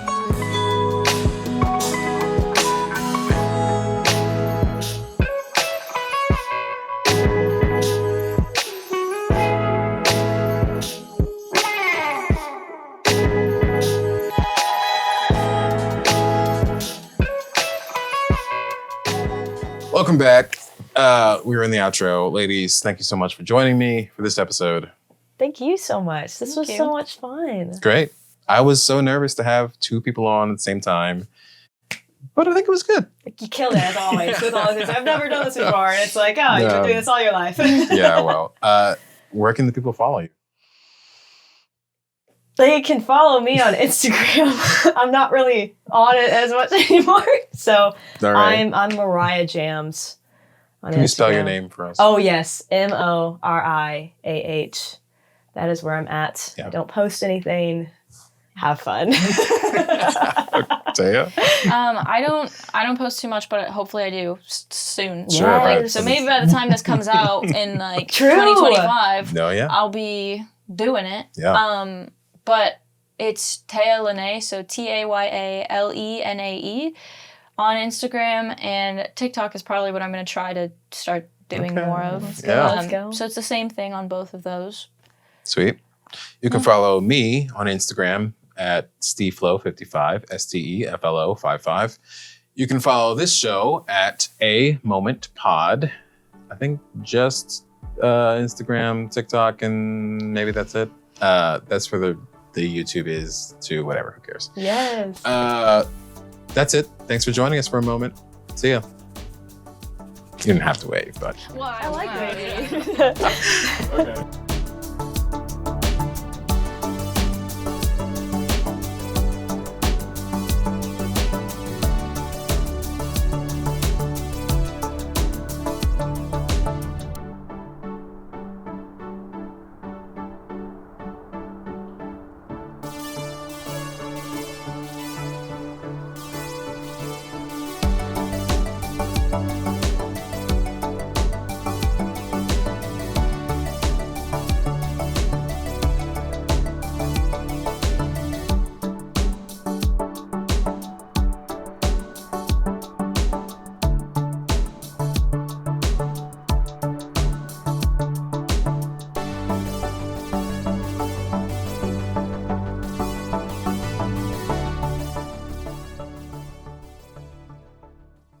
Alrighty then. We're going to clap. Yes, here we go. 3, 2, 1. Sorry, that was an awkward count. That's really nice because of the peak. Yeah. Right? You can like easily cut past everyone peeing. Well, not anymore. It's like, okay, so now this is the age I'm gonna put markings on it.